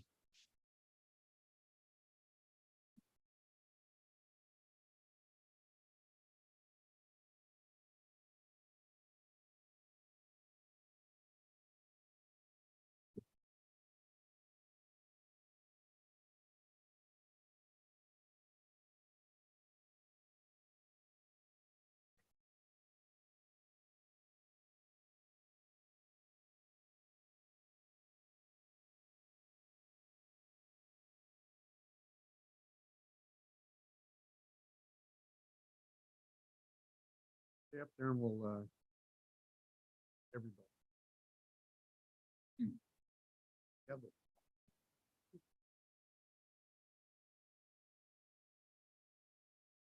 Yeah. Not going to get off the hook that easy, Tom. As if enough good words could not have already been spoken about you, I just want to, my name is Britta Dyer. I am the previous chief of staff for Tom, but truly have been able to work with him since, you want your camera? Since 2009 in a number of different ways. And I just am really honored to be considered part of your family. And I just wanted to share one thing, we've had to make some difficult decisions and we have seen each other in many moods. We're both Leos, so you can imagine what that's like. But every time we would make a difficult decision, and no matter what the community thought, no matter how much pressure that Tom was getting, he would say, what's best for my grandkids? Not what's best today or what do the people want or how are things going to be judged. We'd always go back and say, what's going to be best for Bash and John in the coming years? And that's the mentality that he's truly brought to this position. And thank you so much for your wisdom, your support, and obviously, of course, your support for Bobby as well. So love you, Tom.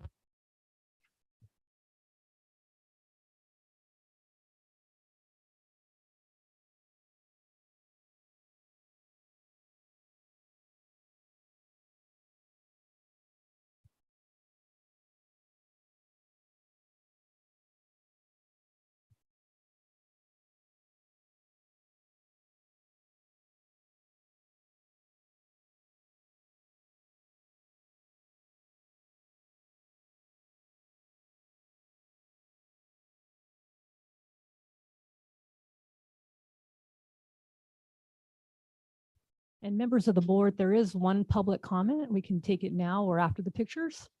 After the pictures. Yes. Brandon will be right with you.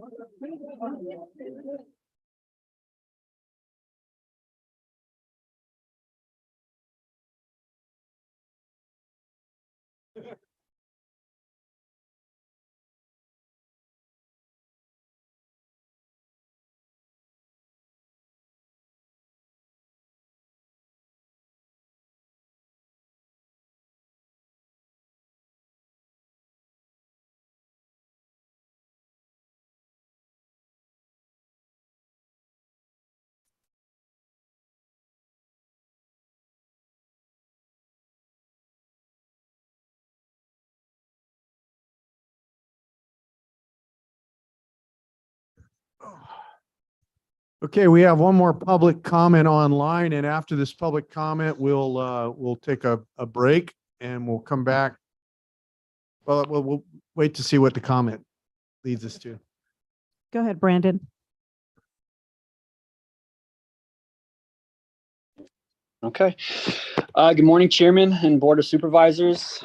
Congratulations to the new and returning members, and thank you for taking the oath to serve this community. And thank you to Supervisor Wheeler for his years of service. I hope everyone had a wonderful weekend and Happy New Year. Hopefully 2023 will be a great year for everyone. Again, my name is Brandon Robichaud. I'm a citizen of Madera City and County. I'm looking forward to hearing an update about the status of the local Madera Community Hospital. I understand that not much action and decision-making may have been done in the past 5 days since the special meeting. And even though the closure only warrants the crisis level definition of an emergency, the community is dangerously more at risk of a disaster, a major disaster, and a catastrophe level crisis every day that goes by. Brandon, I hate to cut you off, but that's an agendized item. And so you'll have to save your comments on that till the agenda item comes up, which is later on today. You stay tuned if you would and present those comments later. If you have more comments about the presentations to the supervisors, happy to hear that. Public comment for general comment will be open later on as well. But any Okay. agendized item has to be commented on during that agenda item. Thank you. All right. Thank you, sir. Apologize for that. No worries. You do not need to apologize. Thank you. Okay, any other public comment? Do we have any other online? Okay. So at this time, in celebration of the incoming supervisors and the outgoing supervisors and continued public service. Mr. Chair, We, can I interrupt? yeah, go ahead. I'd just like to ask if the incoming supervisors have any comments they want to make. We didn't That's have true. offer them the Thank you. opportunity. Yeah. Not to put you on the spot, but No, thank you for thinking about that. For those of you who don't know me, my name is Jordan Wamhoff. I am just so excited, and this is a high honor to be here representing the citizens of Madera County. And it's such a humbling experience to know that your neighbors, voted for you and believed in you to represent them. And so I want to make sure that I do that justice and make sure that I do this job to the absolute best of my ability. And I'll tell you what, when you're campaigning and you talk to thousands of people, you get a really good idea of what people are feeling, what they want to see in their community. And I want to make sure that I work really, really hard to carry that through and to be a good servant of the county's resources, the county's dollars. And again, I'm so excited to work with everybody on this board. I think communication and those things have been talked about quite a bit earlier in this meeting. And I think with this board, we're going to be able to accomplish a lot. We have a lot of tough things to tackle in the road ahead. And I'm so excited to do it. And let's get going. Thank you. Climb on. Climb on. Bobby? Yeah, so I think we've heard a lot about Supervisor Wheeler today, but I did want to, say a couple things before we send you off into the sunset. Was actually driving home with Britta last night, and we were talking. What do you say about a man who's really larger than life? And so I think the most appropriate thing to do is tell a little story. So when I started working with the county about 3 years ago, supervisor had been working to acquire the Manzanita project for close to 20 years. I think PG&E had put the land up on their initial bankruptcy back in like 2004, 2003 or something like that. And the transaction was being held up actually because of a marijuana grow that was on the property. So the biologist had gone out there counting plants and had stumbled upon the grow. And so the county did not want to acquire the property with this illegal grow on it. So we sent the sheriff out to go find it. They were unable to do it. So a couple of weeks went by. We sent the sheriff back out with the biologist. Again, they were unsuccessful in identifying the property. So reported back to Supervisor Wheeler, let him know what was happening. And he said, well, you know what? Why don't we go out and see if we can find it? So sure enough, the following week, Supervisor and I with his 6-shooter went off into the forest, crawling under manzanita bushes, seeing if we could find that grow operation. And so when we were heading down, he was bragging. He said, I bet you I find it first. And about 15, 20 minutes, sure enough, I hear off in the distance, whoopee, whoopee, whoopee. He says, I found it. And so we went over, we were able to drop a GPS on it. PG&E came out and they cleaned the property up. And we were able to acquire the property shortly after that. So we've been able to carve out some trail systems out there. And I got to say, I think that's one of the first things I'm hopeful to accomplish as supervisor is getting that park open to the public. So I guess in the name of Squirrely Whirly Wheeler, get her done. So thank you, Tom. I appreciate you. And I'd like to add one more thing. When I was campaigning, obviously when you're out, you're looking for support, you're talking to a lot of people. And, initially Supervisor Frazier didn't support me, but when I was out talking to people, they're like, you have some huge shoes to fill. I couldn't find too many people that had bad things to say. Almost everyone was overwhelmingly positive about the job you had done. And I think, and although we don't know each other all that well, over the past couple months, you've been very receptive, given me lots of advice. You've answered the phone every time I've called. And I think the word out in the community about you is a testament to the work that you've done and the type of person that you are. And so although I may not have a direct experience, I can feel it indirectly through all the people that I've talked to about all the good things that you've done. And you have sincerely made a huge impact on this community just by talking to people and the feedback that I get. And so I think that's going to be felt for a long time to come. And it's one of those parables, you're planting the seed to a tree for the shade you'll never sit, or the shade you'll never experience, or whatever that phrase is. But and you've done that, and the community is better off for it. So thank you. Yeah.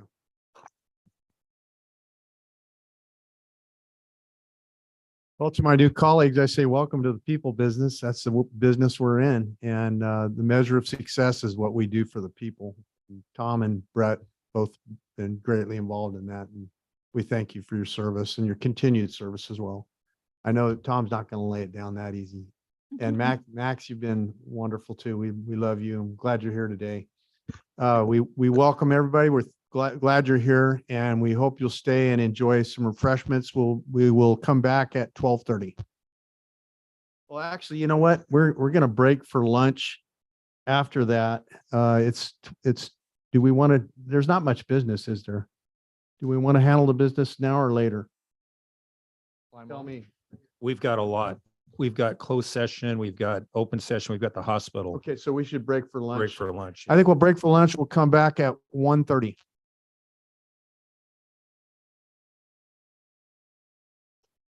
Thanks, Rob.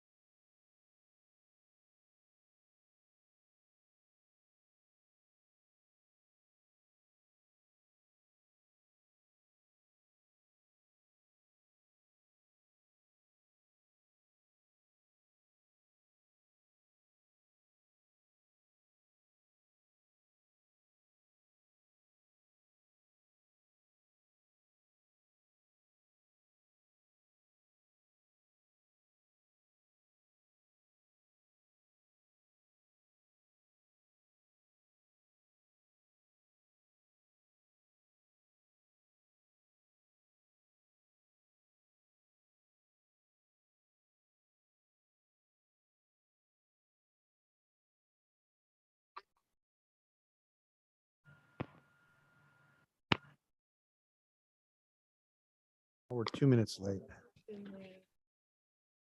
We are live. Brett, you changed. Why is this? We are live.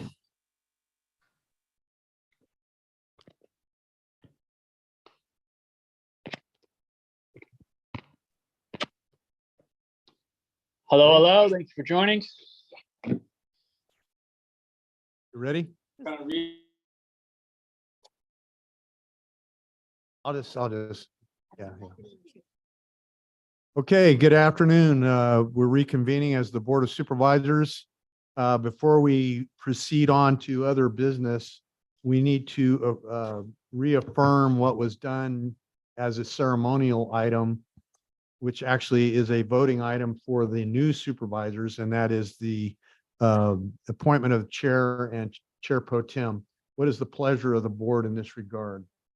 Mr. Chair, I'll move to nominate Supervisor Rogers as our chair, as our You can do it in one motion if you like. chair, and Supervisor Rob Poitras as our vice chair. Okay, motion is made. Is there a second? Second. Motion made and second. Any discussion from the board? Any public comment on this item? Do we have anyone online that wants to comment on this item? None. Okay, if not, roll call vote, please. Supervisor Gonzalez, Yes. Supervisor McCauley, Yes. Supervisor Wamhoff, Yes. Supervisor Poitras. Yes. Chairman Rogers. Yes, Vote passes 5-0. very good. Do we have any additions to the agenda? Chairman, there is an addition to the agenda. Sheriff Tyson Pogue and county administrative staff would request that you consider a resolution of the Board of Supervisors of Madera County ratifying and extending the declaration of a local emergency, the closure of Madera Community Hospital. To add this, you would need a 2/3 vote. And it came up after the agenda was posted, and there is found to be a need to take immediate action. Okay. So is there a motion to find the need, Rosa, after the posting of the agenda? Mr. Chair, I'd like to make a motion to add the aforementioned item onto the agenda due to the emergency nature of the item. Okay, A second. made in second. Any discussion from the board? Any comment from the public on this item? If not, roll call vote, please.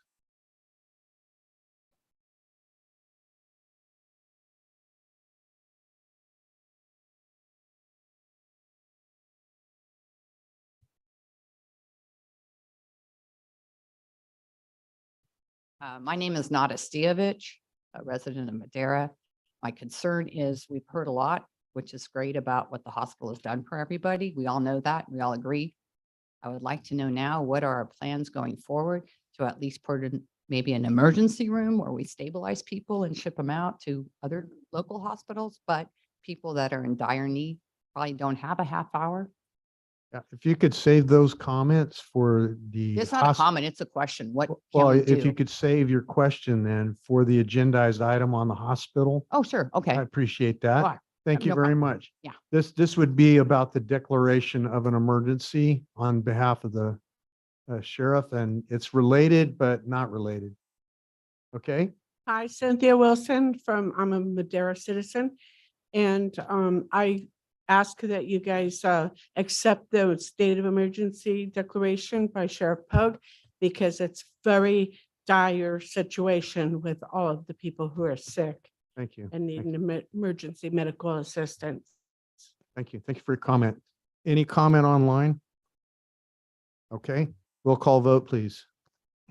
Supervisor Poitras, Yes. Supervisor Gonzalez, Yes. Supervisor Wamhoff, Yes. Supervisor McCauley, Yes. Chairman Rogers. Yes. Vote passes 5-0. Okay. At this time, we're going to take up that item, the declaration of emergency. We'll do it prior to public comment, the general public comment. So, And Chair, I have a resolution I'll pass out to the members of the board, and the clerk of the board will have copies for the public as well. thank you.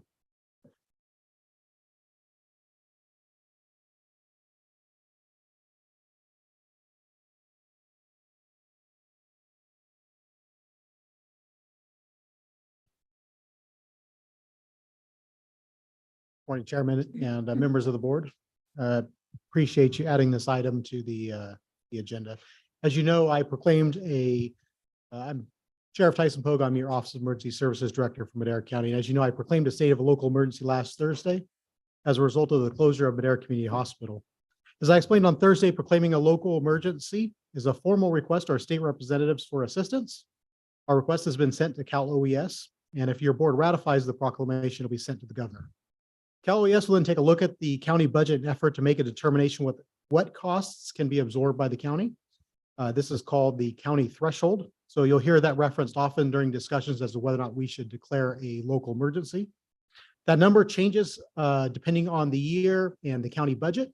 So it's not a set defined number. But once this action is ratified by the board, we have quite a bit of work we do in short order. So we'll need to have a projection of 6 months of cost to Cal OES. These are extraordinary costs, so it cannot include standard staff time nor routine daily costs.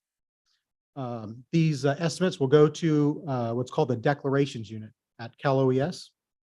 And once they're done with their review, like I said, they'll forward it on to the governor's office. After he reviews it, they'll determine if it's a need of state funding. If authorized, the state funding would go under the California Disaster Assistance Act, and this would cover 75% of the county's cost. At that point is when public assistance kicks in. So for this instance, the only allowable costs are considered emergency protective costs. These costs that would be eligible would be equipment such as vehicles or overtime and any extra help employees. So I want to make a note that full-time employee standard time and administrative time is not an eligible cost. So we're gonna have to show that that time, but it's not going to be eligible for reimbursement. So the only agency eligible for public assistance is the County of Madera. Any of the cities, private districts, or JPAs, they would have to declare their own emergency, and that declaration would also go to Cal OES regarding their costs. So county employees from any department would be eligible. Those costs obviously have to be meticulously tracked and reported. We'll have to report what they did each day in order to recover those costs. So just time cards and time studies are not sufficient to get that done. To reach the federal funding threshold, we're going to need to show that we have somewhere in the neighborhood of $50 million in damages to the county. So unlikely we're going to meet that threshold on the federal level. And only then would FEMA public assistance kick in.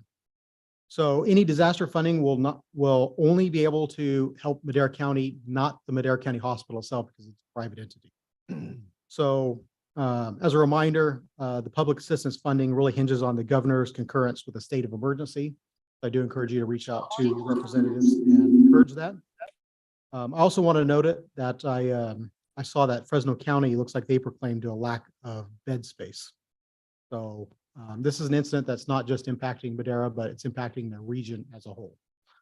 So with that, I'm going to turn it over to CAO Barney for further information. Thank you, Sheriff.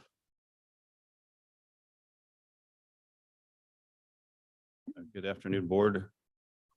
Jay Varney, your County CAO.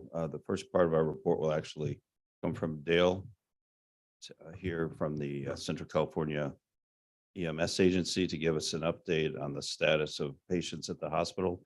And then we're going to go through the list of 5 items that you asked staff to bring you back some answers on at your Thursday special meeting. Thank you, Dale.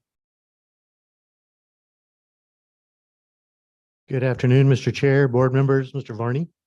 My name is Dale Dotson. I'm the operations coordinator for the Central California Emergency Medical Services Agency, which is also your local EMS agency for Madera County. Just wanted to give you kind of a quick update as to the state of the pre-hospital system in Madera County.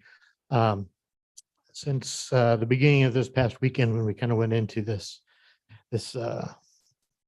disaster, if you will, for Madera County, we didn't really know what to expect as far as the ambulance volume and that sort of thing. So we put some plans in place to ensure that we would have coverage, and we have through the weekend.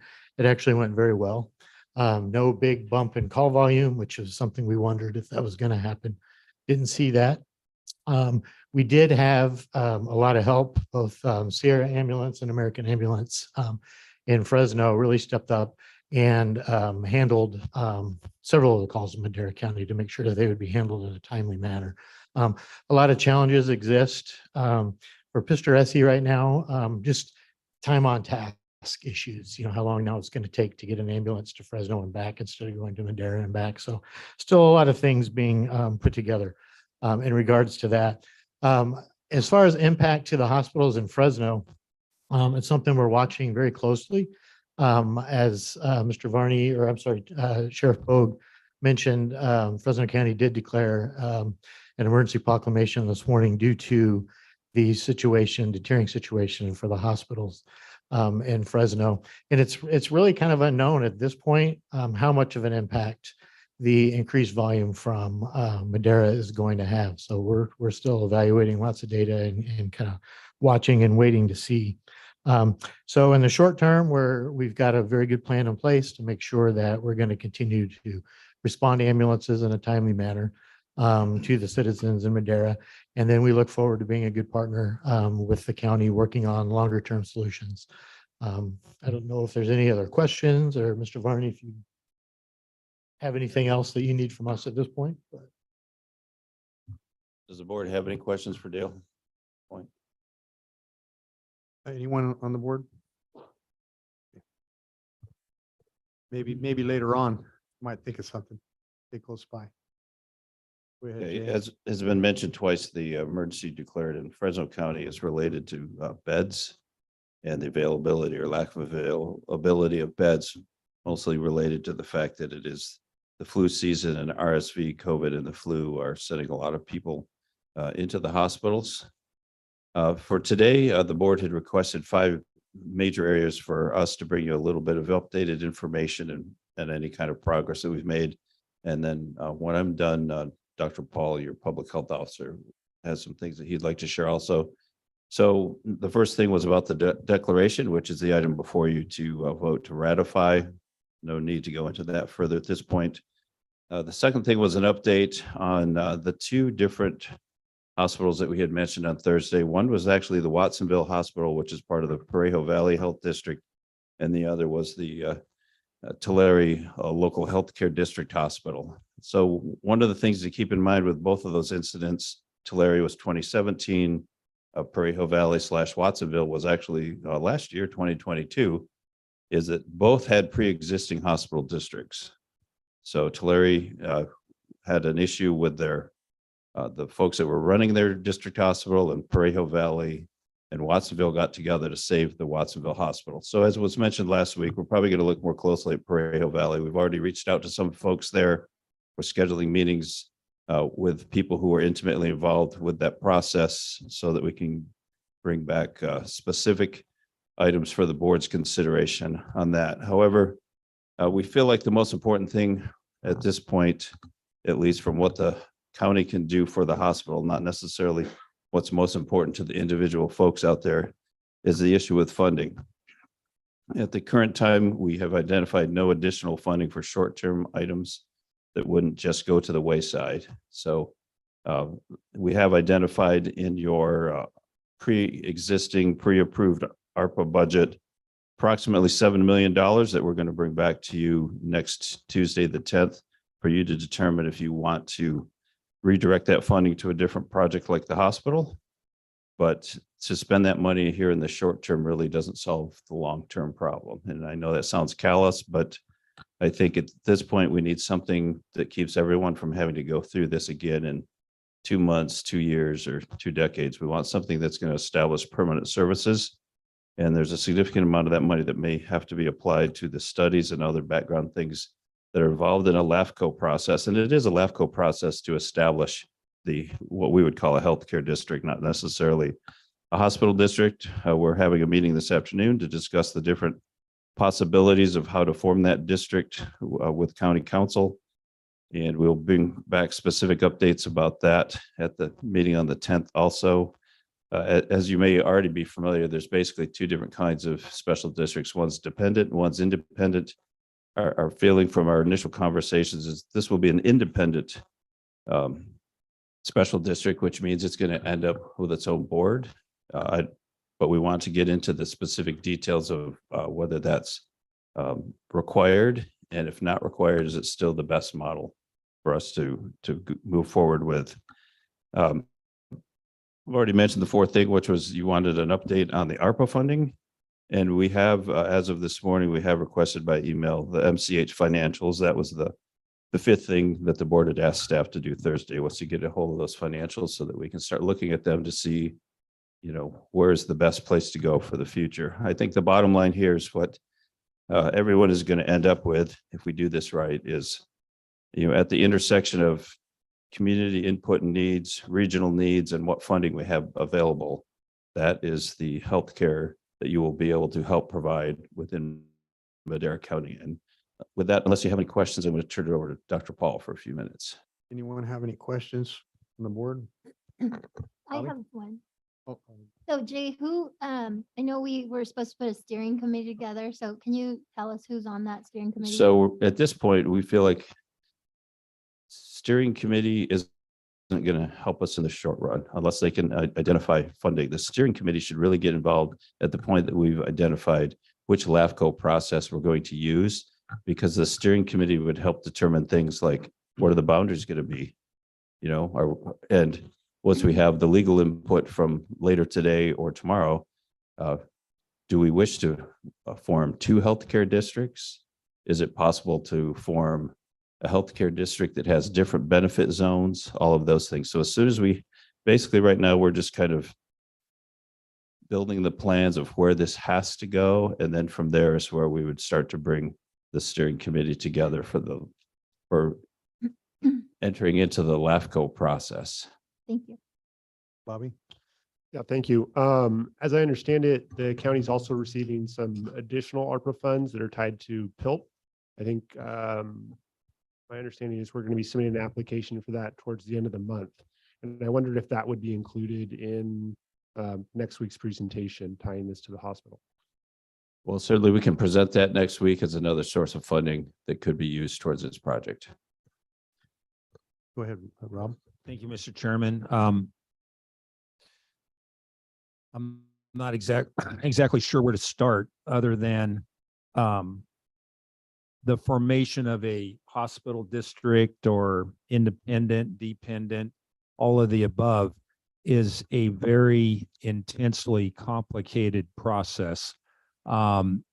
Unfortunately, even with a district hospital, we have the same issues that Madera Community Hospital or any other hospital has to deal with in terms of reimbursements, Medi-Cal reimbursements that are very, very low at this time, and just don't sustain operations, as well as the traveling nurse issue. And those are just side issues. They have nothing to do with compliance, recruiting doctors, recruiting staff, opening up departments, equipment, et cetera, et cetera, et cetera. Again, I don't want to, dash anybody's hopes, but I think we also need to be very realistic. Madera Community Hospital, unless something occurs out of, again, some miracle, which has not occurred yet, will be in bankruptcy this week sometime. And after that, there's a orderly disposition of assets. That would be equipment in the hospital. That would be the grounds itself. The plant Trinity needs to be paid off, and that's $15 million. And once you close down a hospital, it's 100 times more difficult to get one started. So there's all kinds of different agencies, regulatory agencies, federal, state, medical. I mean, it's really quite mind-boggling. Camarina is a great organization. They're a fairly qualified health center. But so a lot of people are saying, well, can't Camarina just go ahead and convert into something else? Well, doing so would cost millions and millions and millions of dollars, because there are certain requirements that an acute care hospital has to have in regards to their facilities, which would cost, again, Camarina so much money to become in compliance with. plus licenses. And then again, they're subject to the same types of reimbursements the hospital is. So fairly qualified health centers do a great job with what they're tasked with.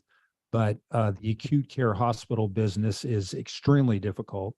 And so I just wanted to throw that out there that this is going to take a long time. It's doable, but there's some systemic issues that we're going to have to get past before that's going to happen. So just wanted to throw that out there. So keep in mind that if we form a healthcare district, it doesn't necessarily have to support life as we've known it. So it could be possible that you select the healthcare district option, that healthcare as provided is significantly different. I mean, it could be used to help bring the hospital out of bankruptcy. It could be used to build something totally different, depending on what we're trying to build and what the funding level is and where we're trying to build it. Supervisor Poithers, you did mention Cameron, and I had an email earlier that I think was also sent to the members of the board, and it was a question about the Health Resources and Services Administration, which is a federal agency, and do we get money from them for the hospital, and can we, and all that. And I'm not on the hospital board. I'm not associated with the hospital, but from looking online, no, we don't, and no, we don't qualify. But yes, Camarena does, and yes, they do for their service provision sites within Madera County. Right. Thank you. And I guess the last thing is our definition of rural and the federal government's definition of rural are significantly different. The way we understand it, Oakhurst is close enough to a hospital that it doesn't qualify as rural. I don't agree with that, but I'm not the federal government. But those, you mentioned earlier how complex this can be. That was something we actually looked at Thursday afternoon because there were some options for some federal money, but the Oakhurst area wouldn't qualify because they say it's not rural. So go figure. And Dr. Paul has a few things he'd like to add. While Dr. Paul's coming up, we, at one point in Chowchilla, we had a Veterans Memorial Hospital there. And it closed, and it's kind of morphed over time. They still have the district there. And I was called by one of their board members this last week to find out. They had a working relationship with Madera community, and some of their actions were contingent upon that relationship. So it's made it difficult for them as well. But my thoughts were just thinking out loud here, what could potentially occur in utilizing that's already in place and expanding it somehow. That could be a possibility. Right, Chairman, and that's part of our discussion for this afternoon, because certainly something has to happen, right? I mean, you've been there longer than I have. We're to the point where it's convalescent on the hospital side and clinic run by MCH on the clinic side. It's two separate buildings. But if there's a way to make things happen faster by having a hospital district that already exists, if it's easier to modify versus build new, that's something for us to be looking at once we know what the options would be if we had to build new. Right. I know we're a team. This community is a team, and we want to see it continue. I wasn't able to be here. I was out of town for the meeting on Thursday, but I did have this to say about it, and I wanted to read this statement that I wanted to make. This is what happens when you have a decentralized political figure establishing parameters in healthcare. We need to keep politicians out of healthcare and return to the day when doctors were physicians and hospitals were caregiving institutions. This whole region is negatively impacted. Babies won't stop being born. People won't stop having accidents and getting sick. And all of our community relies on the speedy help that they receive from our local institutions. This area has already been on the radar for some time as a medically underserved region. We talk about this every time at the RHA. I'm your sitting member, and I sit with Sarah Boss on that committee. We talk about how underserved this community is. Are we going to make it virtually not served? Is that the next step to the government's answer to this problem. And it's not our local fault. This is coming from a decentralized institution. So we really need to focus on what is happening here. This is not about institutions. This is about people. This is about the people, and we need physicians, nurses, and a hospital in our community. I can remember when my son years ago had an accident on the football field, broke his collarbone. The first place we went was Madera Community. I can remember my oldest son. We thought he had broke his ankle. We wouldn't have known. We took him straight to Madera Community and found out it was severely sprained and not broken. A young man that I've mentored when he was younger cut his foot with a chainsaw. We had no place to take him, and we went to Madera Community. And that, this is about life and death. It's about people, and not just about political, what somebody thinks needs to happen. This is a community. We need a hospital. That's the bottom line. How do we get there? And I know our staff already knows that, but I had to make this comment and statement. Thank you. Go ahead, Dr. Paul. Thank you. Thank you, Chairman of the Board, members of the board, Simon Paul, Health Officer. I just wanted to speak in support of Sheriff Pogue's declaration of an emergency. I think the effects on first responders and their ability to protect the public, all first responders, is clear and important, and also the cost to counties. Obviously, also, this is going to have an impact on the health of the public. Just interesting, since you only just mentioned rural before, I looked at the data that I could find. People in rural areas of the United States, 60 to 70% of them live closer to the hospital than we do now. The average distance in rural areas, and this is including states that did not expand Medicaid, is about 15 miles. So the availability of healthcare services, like you mentioned, are clearly severely impacted by this. But a lot of attention is paid to sort of the acute illnesses, the person who had a heart attack and needs to get to the emergency room immediately. But I think some of the largest impacts will actually be not on those people, but on people who have chronic illnesses. The person with congestive heart failure who could have gotten a ride from a friend to Madera Community Hospital today, instead shows up 3 days from now in Fresno at the emergency room and has to be hospitalized as opposed to a brief ER visit. When those people with diabetes or congestive heart failure leave the Fresno hospital with a complicated follow-up plan, that's likely to fall apart due to the distance, transportation, and their ability to get plugged in with specialists. And the other group, there'll be people, for example, who are in treatment now who fall out of care, who have complicated plans from several providers, and they can very easily fall off track without continuity of care. So we're working on this assessment and itemizing these most important impacts from the closure of the hospital. And we'll be working to put those together into a declaration of a public health emergency in addition to the declaration declared today due to the severe potential impact on the health of the community in Madera County. Some of these impacts, we have to be very grateful to EMS for their effort to maintain ambulance service and keep transport times as low as possible. So some things are already being mitigated, but I think there are many factors other than the very acute ones that we're going to have to take into account. This is going to have long-lasting impact on the health of our community. Thank Yeah, you, so Dr. I Paul. have Any any questions for Dr. questions? Paul from the board? Thank you.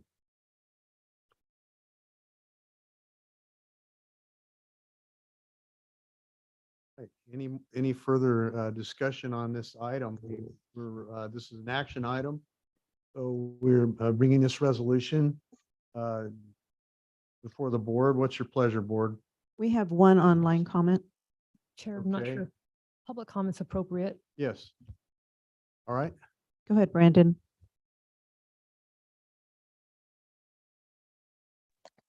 At this time, I'm actually going to wait for the board to vote on the decision.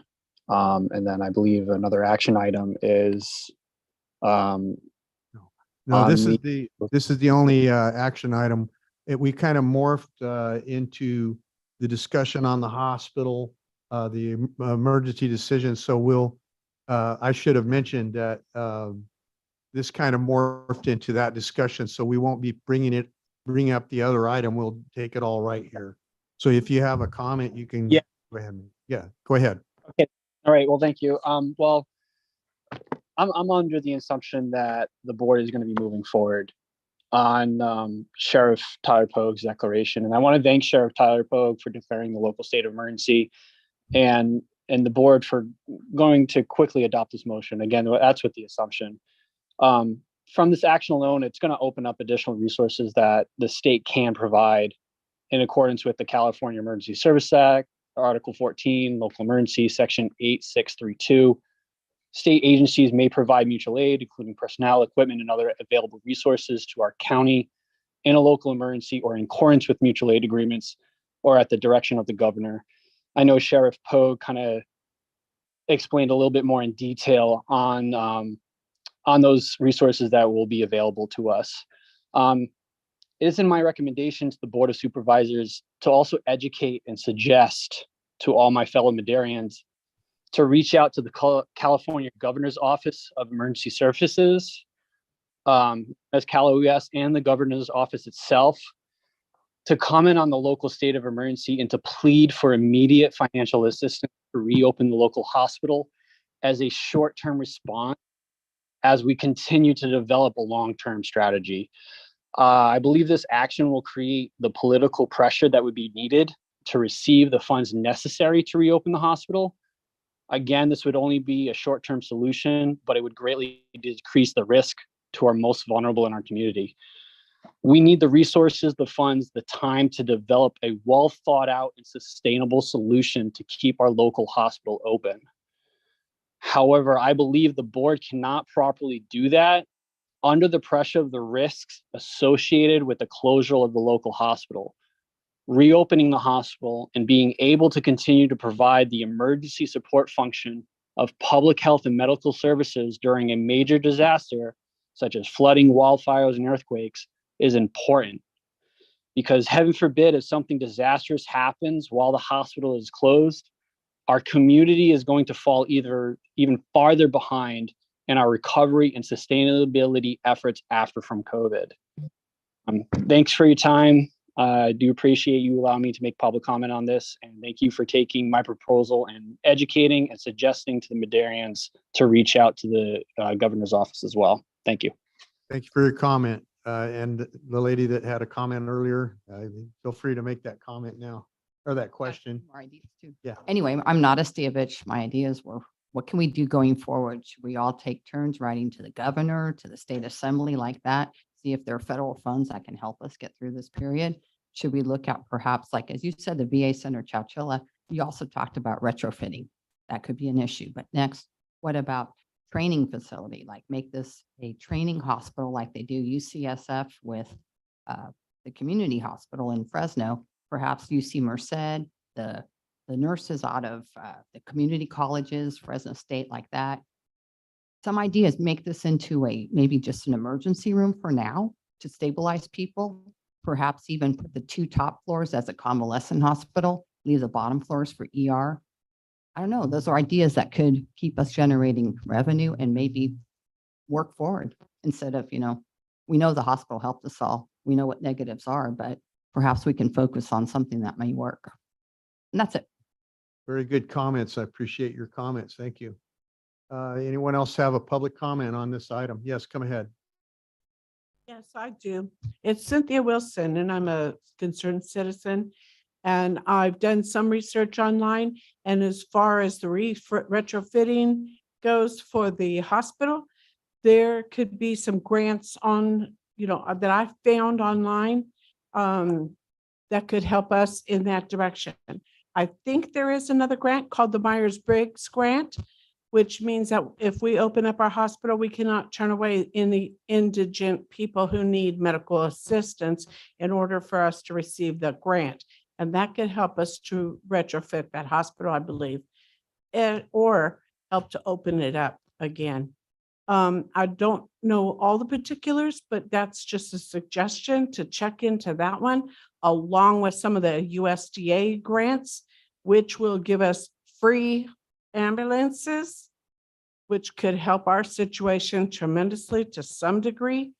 But I think it's going to be really important for us to at least open up our emergency room here, or at least explore that thought in order to provide emergency medical assistance to those critically in need, including, fire support, breaks an ankle, falls off a building, God forbid, any of those things mentioned above.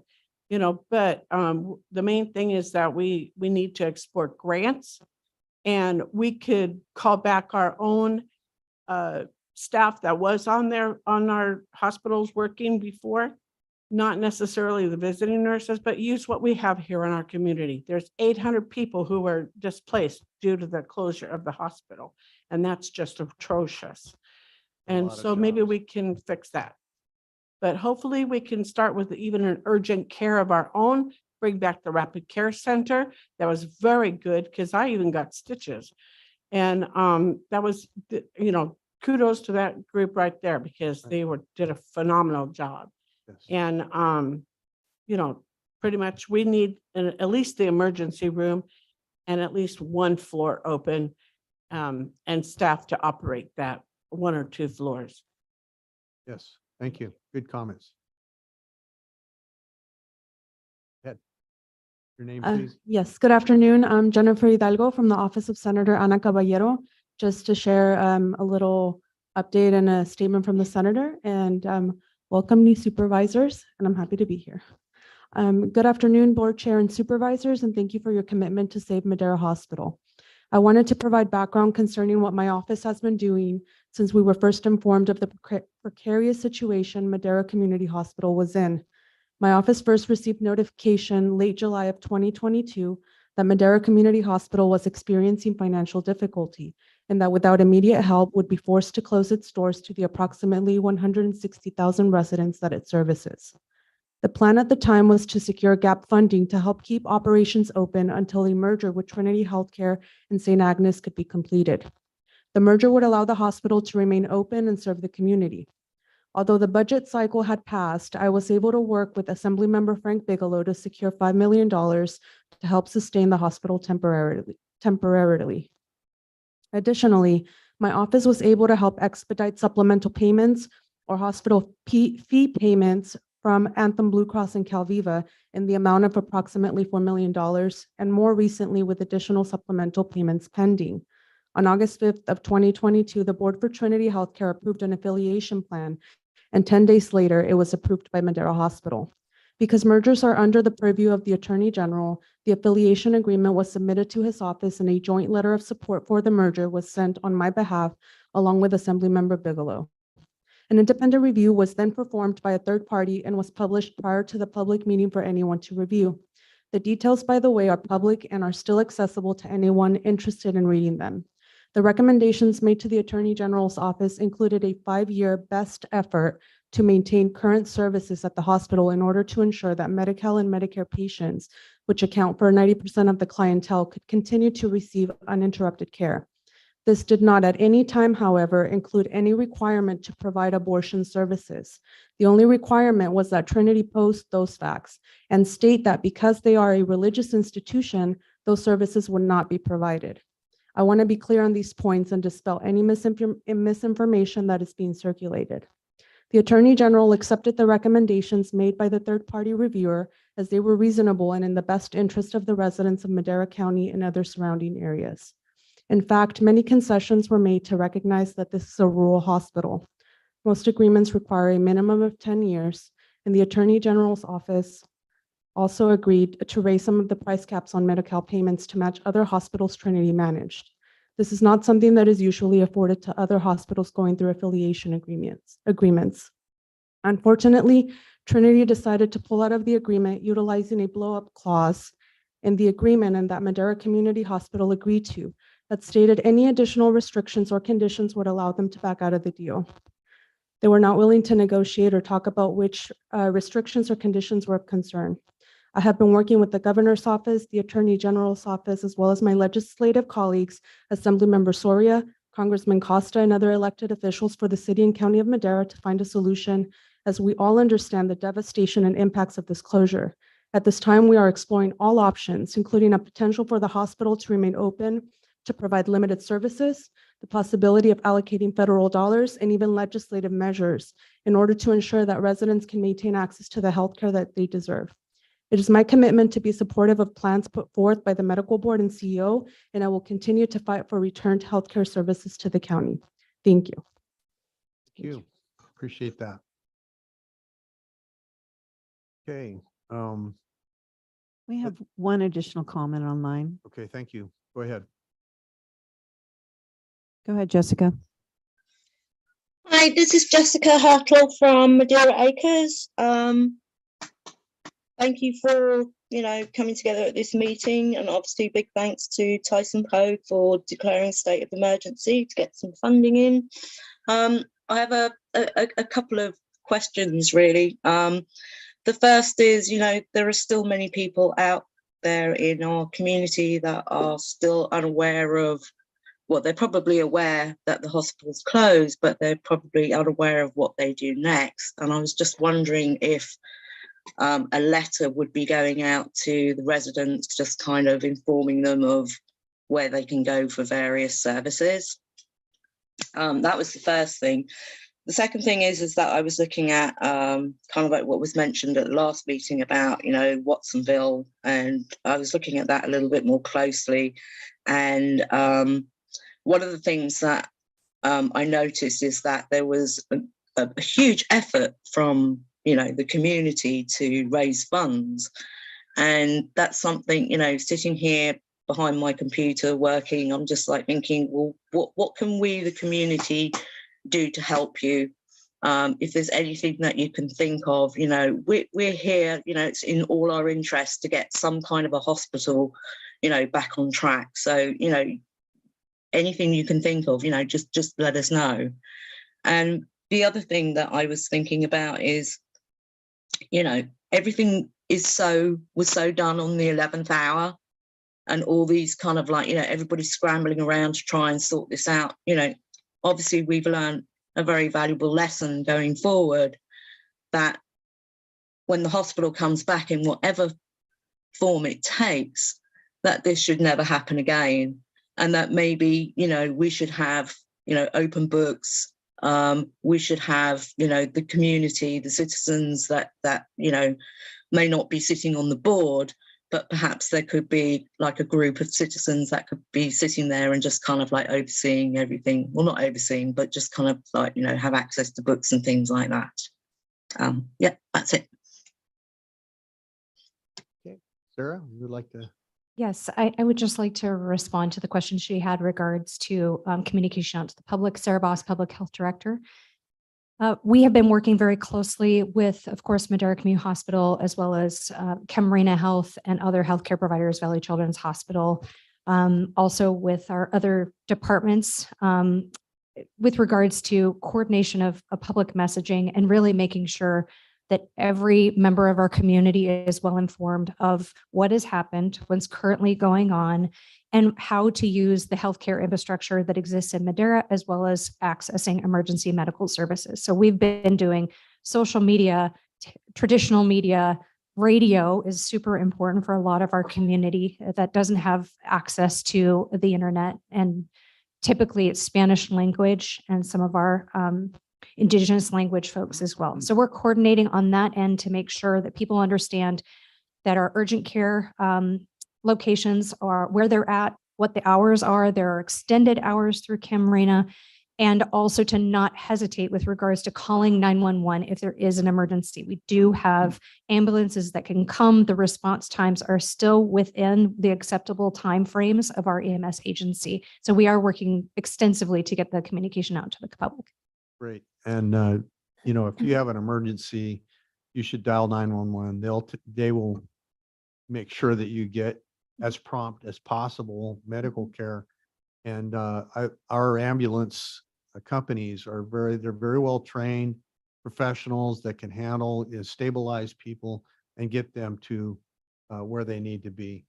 And so people aren't going to be left out on the street. They're not going to be left out in the cold when it comes to I know the response of our sheriff or the response of anybody else that is involved in healthcare. They're not going to be left out in the cold. Thank you for that, Sarah. Just also wanted to mention that we have a direct URL, a website, maderacounty.com/urgent care. in which we list the locations of our urgent cares as well as direct advice nurse lines for our Calviva members and our Anthem members. So if people need to get a question answered from a medical professional about where they should go, where they should seek care, that information is found at that page. Can you give us that address again? MaderaCounty.com/urgent care. Okay, very good. And if you are on Facebook or you have a laptop, you can post that publicly so other people can find it and see it. And this information will get out to more and more people as we do that. Thank you. Sure. All right, any more comments from the public? Anyone online? Okay, board, Bobby? Yeah, I just wanted to extend a thanks to Sheriff Pogue as well as Sergeant Wilder for their quick work on getting this declaration put together. I do understand that you guys are very busy with all of the day-to-day and this extra work is just that. So thank you for all your work. Also want to thank Dale for your work with EMS, making sure things are running smoothly for everybody out there. Yes. Thank you for saying that, Bobby. And please keep us informed as to the ongoing circumstances. This would not be worth the loss of one life for any kind of negligent reason. We want to be very, very attuned to what's happening. So please, for those of us that are not on the front lines, we would like to know what's going on out there in the real world. And thanks to CEO Barney for research and the information. Appreciate that. What's the pleasure of the board on this item? I move to approve. Okay, motion made to approve. I'll second. Motion made in second. Any further discussion from the board? Any comment from the public on the motion?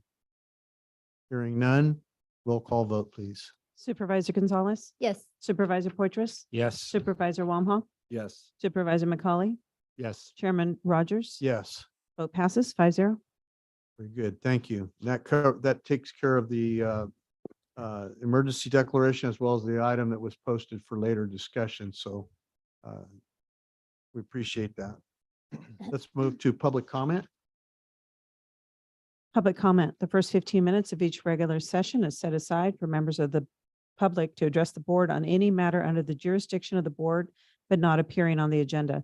The board will not take any action on any items presented under public comment. Speakers are limited to 3 minutes. Anyone addressing the board is asked to print their name clearly on the speaker sheet at the podium and state their name and county of residence for the record. Good. Good afternoon, Chairman, members of the board. Welcome to our board members today.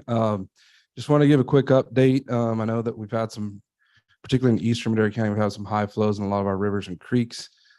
So we are working to find issues that we can deal with and take care of those. One specific issue I know that's come up on social media is Road 200 bridge project. We did actually experience a failure of the false work up there as a result of the high flows in the creek.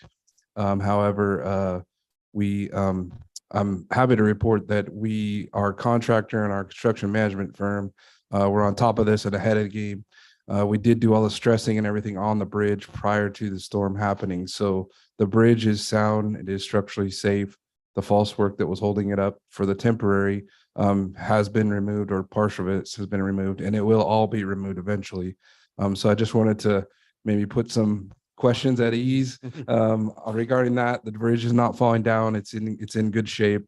It's the false work that is coming apart, but that's okay. Also want to let you know there is a closure on Pecan or Avenue 13, just west of Road 25 or Granada, due to a utility failure under the road there. We just found that out late, I guess early this morning. And we're working with the city. It is a city facility that's under that road. So our crews have closed the road in the city, working with the city to get those addressed, hopefully in the next day or two here. And just want to encourage people to put in their service requests through our 311 system or the app. That's the quickest way to get stuff to us so that we can get out to address it. We keeping a close eye on the sloughs and volume capacity for those and any outbreaks? Yeah, Chairman, we are. We're watching everything. I actually just got an email earlier that I think they're going to start releasing flows into the Fresno River shortly here. So we'll keep an eye on all that stuff and make sure that we're trying to get out in front of it and take care of it as much as possible. We do have a pretty sparse crew, so we're doing our best to keep up with it, but we'll keep people posted. You guys do a great job and thank you. Thank you very much. They call those unplanned releases recharge now. Yeah. Yeah, we sure wouldn't want them to rewrite the children's song London Bridges and make it Road 200 Bridges Falling Down. That wouldn't be very good, would it? So anyway, thank you for the update. Appreciate that.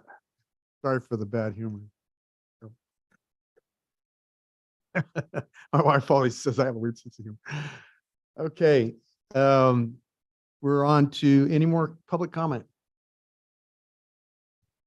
None? None online? Okay, thank you. Consent calendar. Any questions from the board on this consent calendar? None?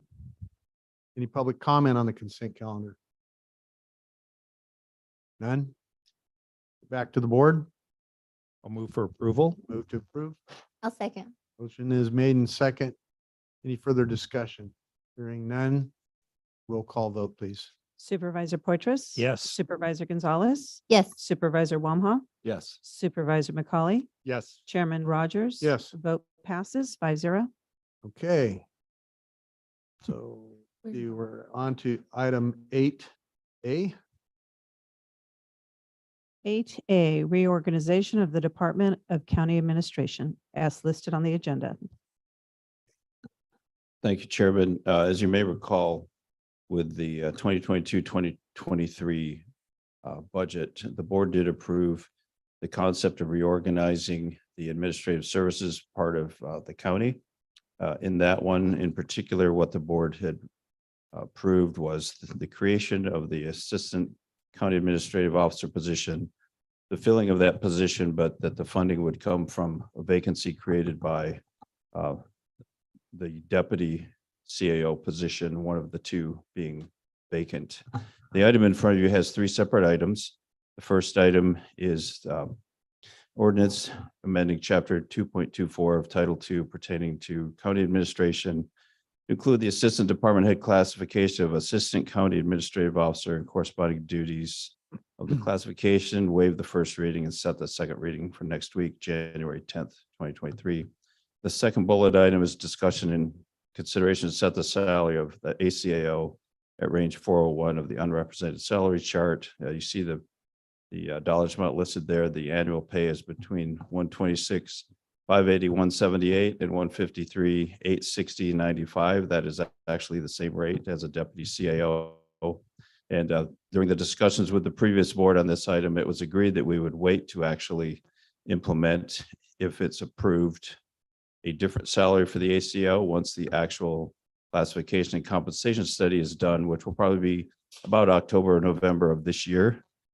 And then the last is discussion and consideration to adopt the resolution amending the salary and fringe benefits schedule to include the salary and fringe benefits for this position. This position would receive department head level benefits. And we would also discuss and consider amending the CAO office org chart because we would have to change some minor things in terms of which positions are funded and which positions are not. And I'm here to try to answer any questions that you may have on this one. Any questions from the board?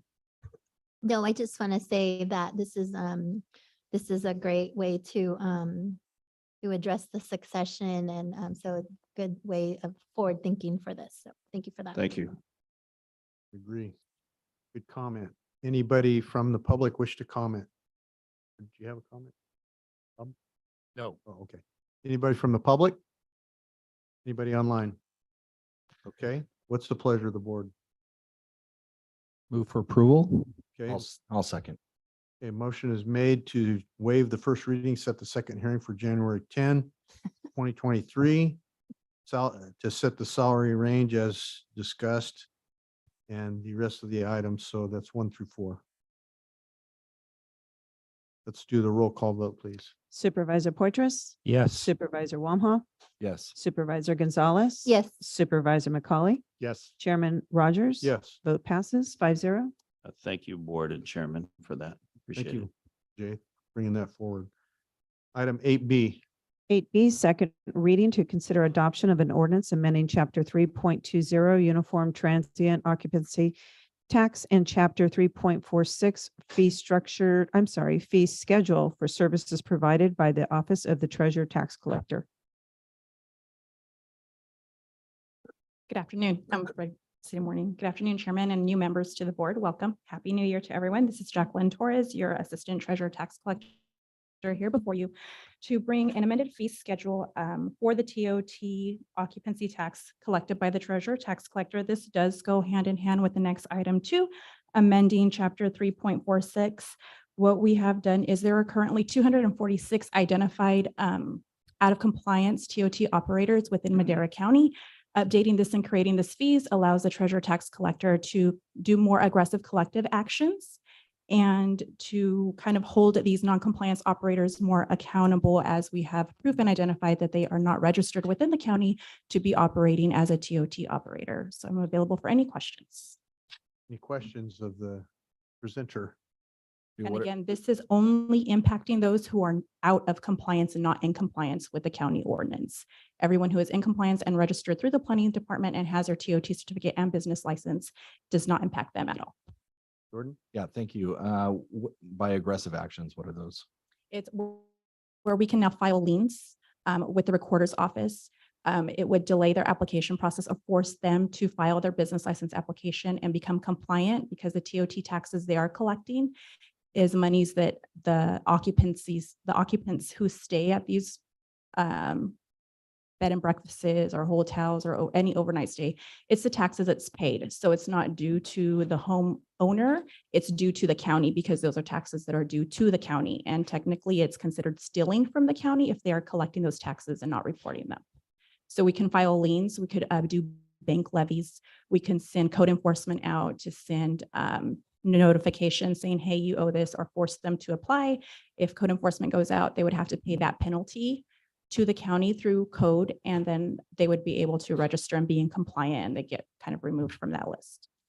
Okay, so at this point, there's no ability to lien, no ability to levy bank accounts. Correct. Okay. Good questions. Okay, any further questions of the presenter? Chair, just a quick comment. Yes. Jacqueline, I just want to thank you and Tracy for your work on this item. You know, with more and more vacation rentals popping up, I think particularly in Eastern Madera County, it becomes more and more important that each one pays their way. So thank you so much for your work with it. Absolutely. Thank you. Any comments from the public or questions from the public?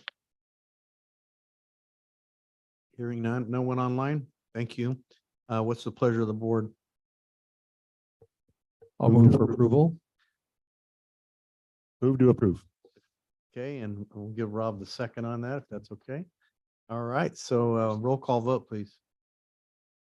Did you reverse those two?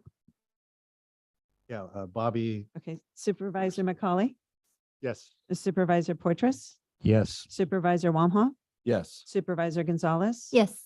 Chairman Rogers. Yes. Vote passes 5-0. See, Bobby can remember this is his very first, no, you made a motion previous to this one, didn't you? Or is that your very first No, motion? I think I got a second. That's my first motion. Okay, Yes, wow. DOT. I think Okay, it's almost kind of fitting. It's a actually. marked day in your life. All right. Thank you for that. Item 8C. 8C, second reading to consider adoption of an ordinance amending Chapter 3.46 of the Madera County Code pertaining to fee schedule for services provided by the Office of Treasurer Tax Collector. Jacqueline Torres, your Assistant Treasurer Tax Collector here for you again. And this is now updating the fee and the actual TOT ordinance itself. So it combines with the fee schedule. And again, the same thing applies. It's just now putting it into the Madera County ordinance. Okay. And I'm available for any questions. Any questions from the board? Any questions from the public? Anyone online? Seeing none, what's the pleasure of the board? Move to approve. Motion made. I'll second. Motion made and second. Roll call vote, please. Supervisor McCauley, Yes. Supervisor Poitras, Yes. Supervisor Wamha, Yes. Supervisor Gonzalez, Yes. Chairman Rogers. Yes. Vote passes 5-0. Okay. Pending legislation. We have no report on pending legislation this week, Chairman. Okay, no pending legislation. Supervisor and staff reports. Start with Bobby. Nothing to report. I have nothing to report. Okay, and I have nothing to report. Nothing to report other than I'm glad to be here. Thank you, guys. Thank you. Welcome aboard. Well, I do have two announcements. So the first one is that the Mexican consulate will be at the Parksdale Village this week. And then the second one is that the Dutch Brothers Grand Ribbon Cutting is this afternoon at 3:30 at the Vallarta Shopping Center, which is Supervisor Wamhoff's district. It was moved to 4 PM, I Oh, it's believe. moved so. forward. Oh, good to know. That's all. Okay, thank you. CAO Varney, Nothing additional. Thank you, Chairman. County Council. Nothing additional other than a reminder for some folks that are new, if they haven't, to do the in-train office with the FPPC, and then some of our electeds that are yes. leaving office to do the leaving office requirement for FPPC. Your Form 700s, our Form 700s are due later on in April, but If you're entering office, you have 30 days though to file that. So you've got to file it within 30 days. right. So I'll also send out a separate reminder, but just mentioning it here. And you the very clerk of the board may be issuing those as well, but just a reminder. No, Thank you. elections handles that. Great. But we are happy to assist with direction. Okay, Clerk of the Board, you have anything? Congratulations Supervisor Wamhoff. Looking forward to working with you. Congratulations. You go by Robert or Bobby? Bobby's great. Okay. That's Bobby what I have my Macaulay. phone, so. Looking pops forward to and says working with you Bobby. as well. Very good, very good. Okay, so we'll move into closed session at this time and we'll report any action out of closed session. And Chair, if I could read into Yeah. the record closed session. Yes, please read into the record. There are several items for your board to consider today. The first being your conference with your labor negotiators under Government Code Section 54957.6. Your designated representatives are Director Noriega, Deputy CAO Begay, and HR Manager Carter. The employer organization is all units and the unrepresented employees, all classifications, excluding elected officials. There are 3 existing litigation matters on your closed session, all under Government Code Section 54956.9, subsection D1. I'll read the names of the cases. The first is County of Madera versus Amerisource Bergen Drug Company. That is a U.S. District Court, Eastern District of California case. The case number is listed on the agenda, and that relates to the opioid pandemic and settlements. There's also Valley Groundwater Coalition versus the County of Madera, MCV 087677. Madera Irrigation District versus the County of Madera, MCV 087598. And Ms. Cardoza, Mr. Dalton Gills, other plaintiffs listed on the agenda versus the County of Madera Groundwater Sustainability Agency, Madera County Superior Court, case number MCV 06218. Thank you. Okay, let's retire to closed session.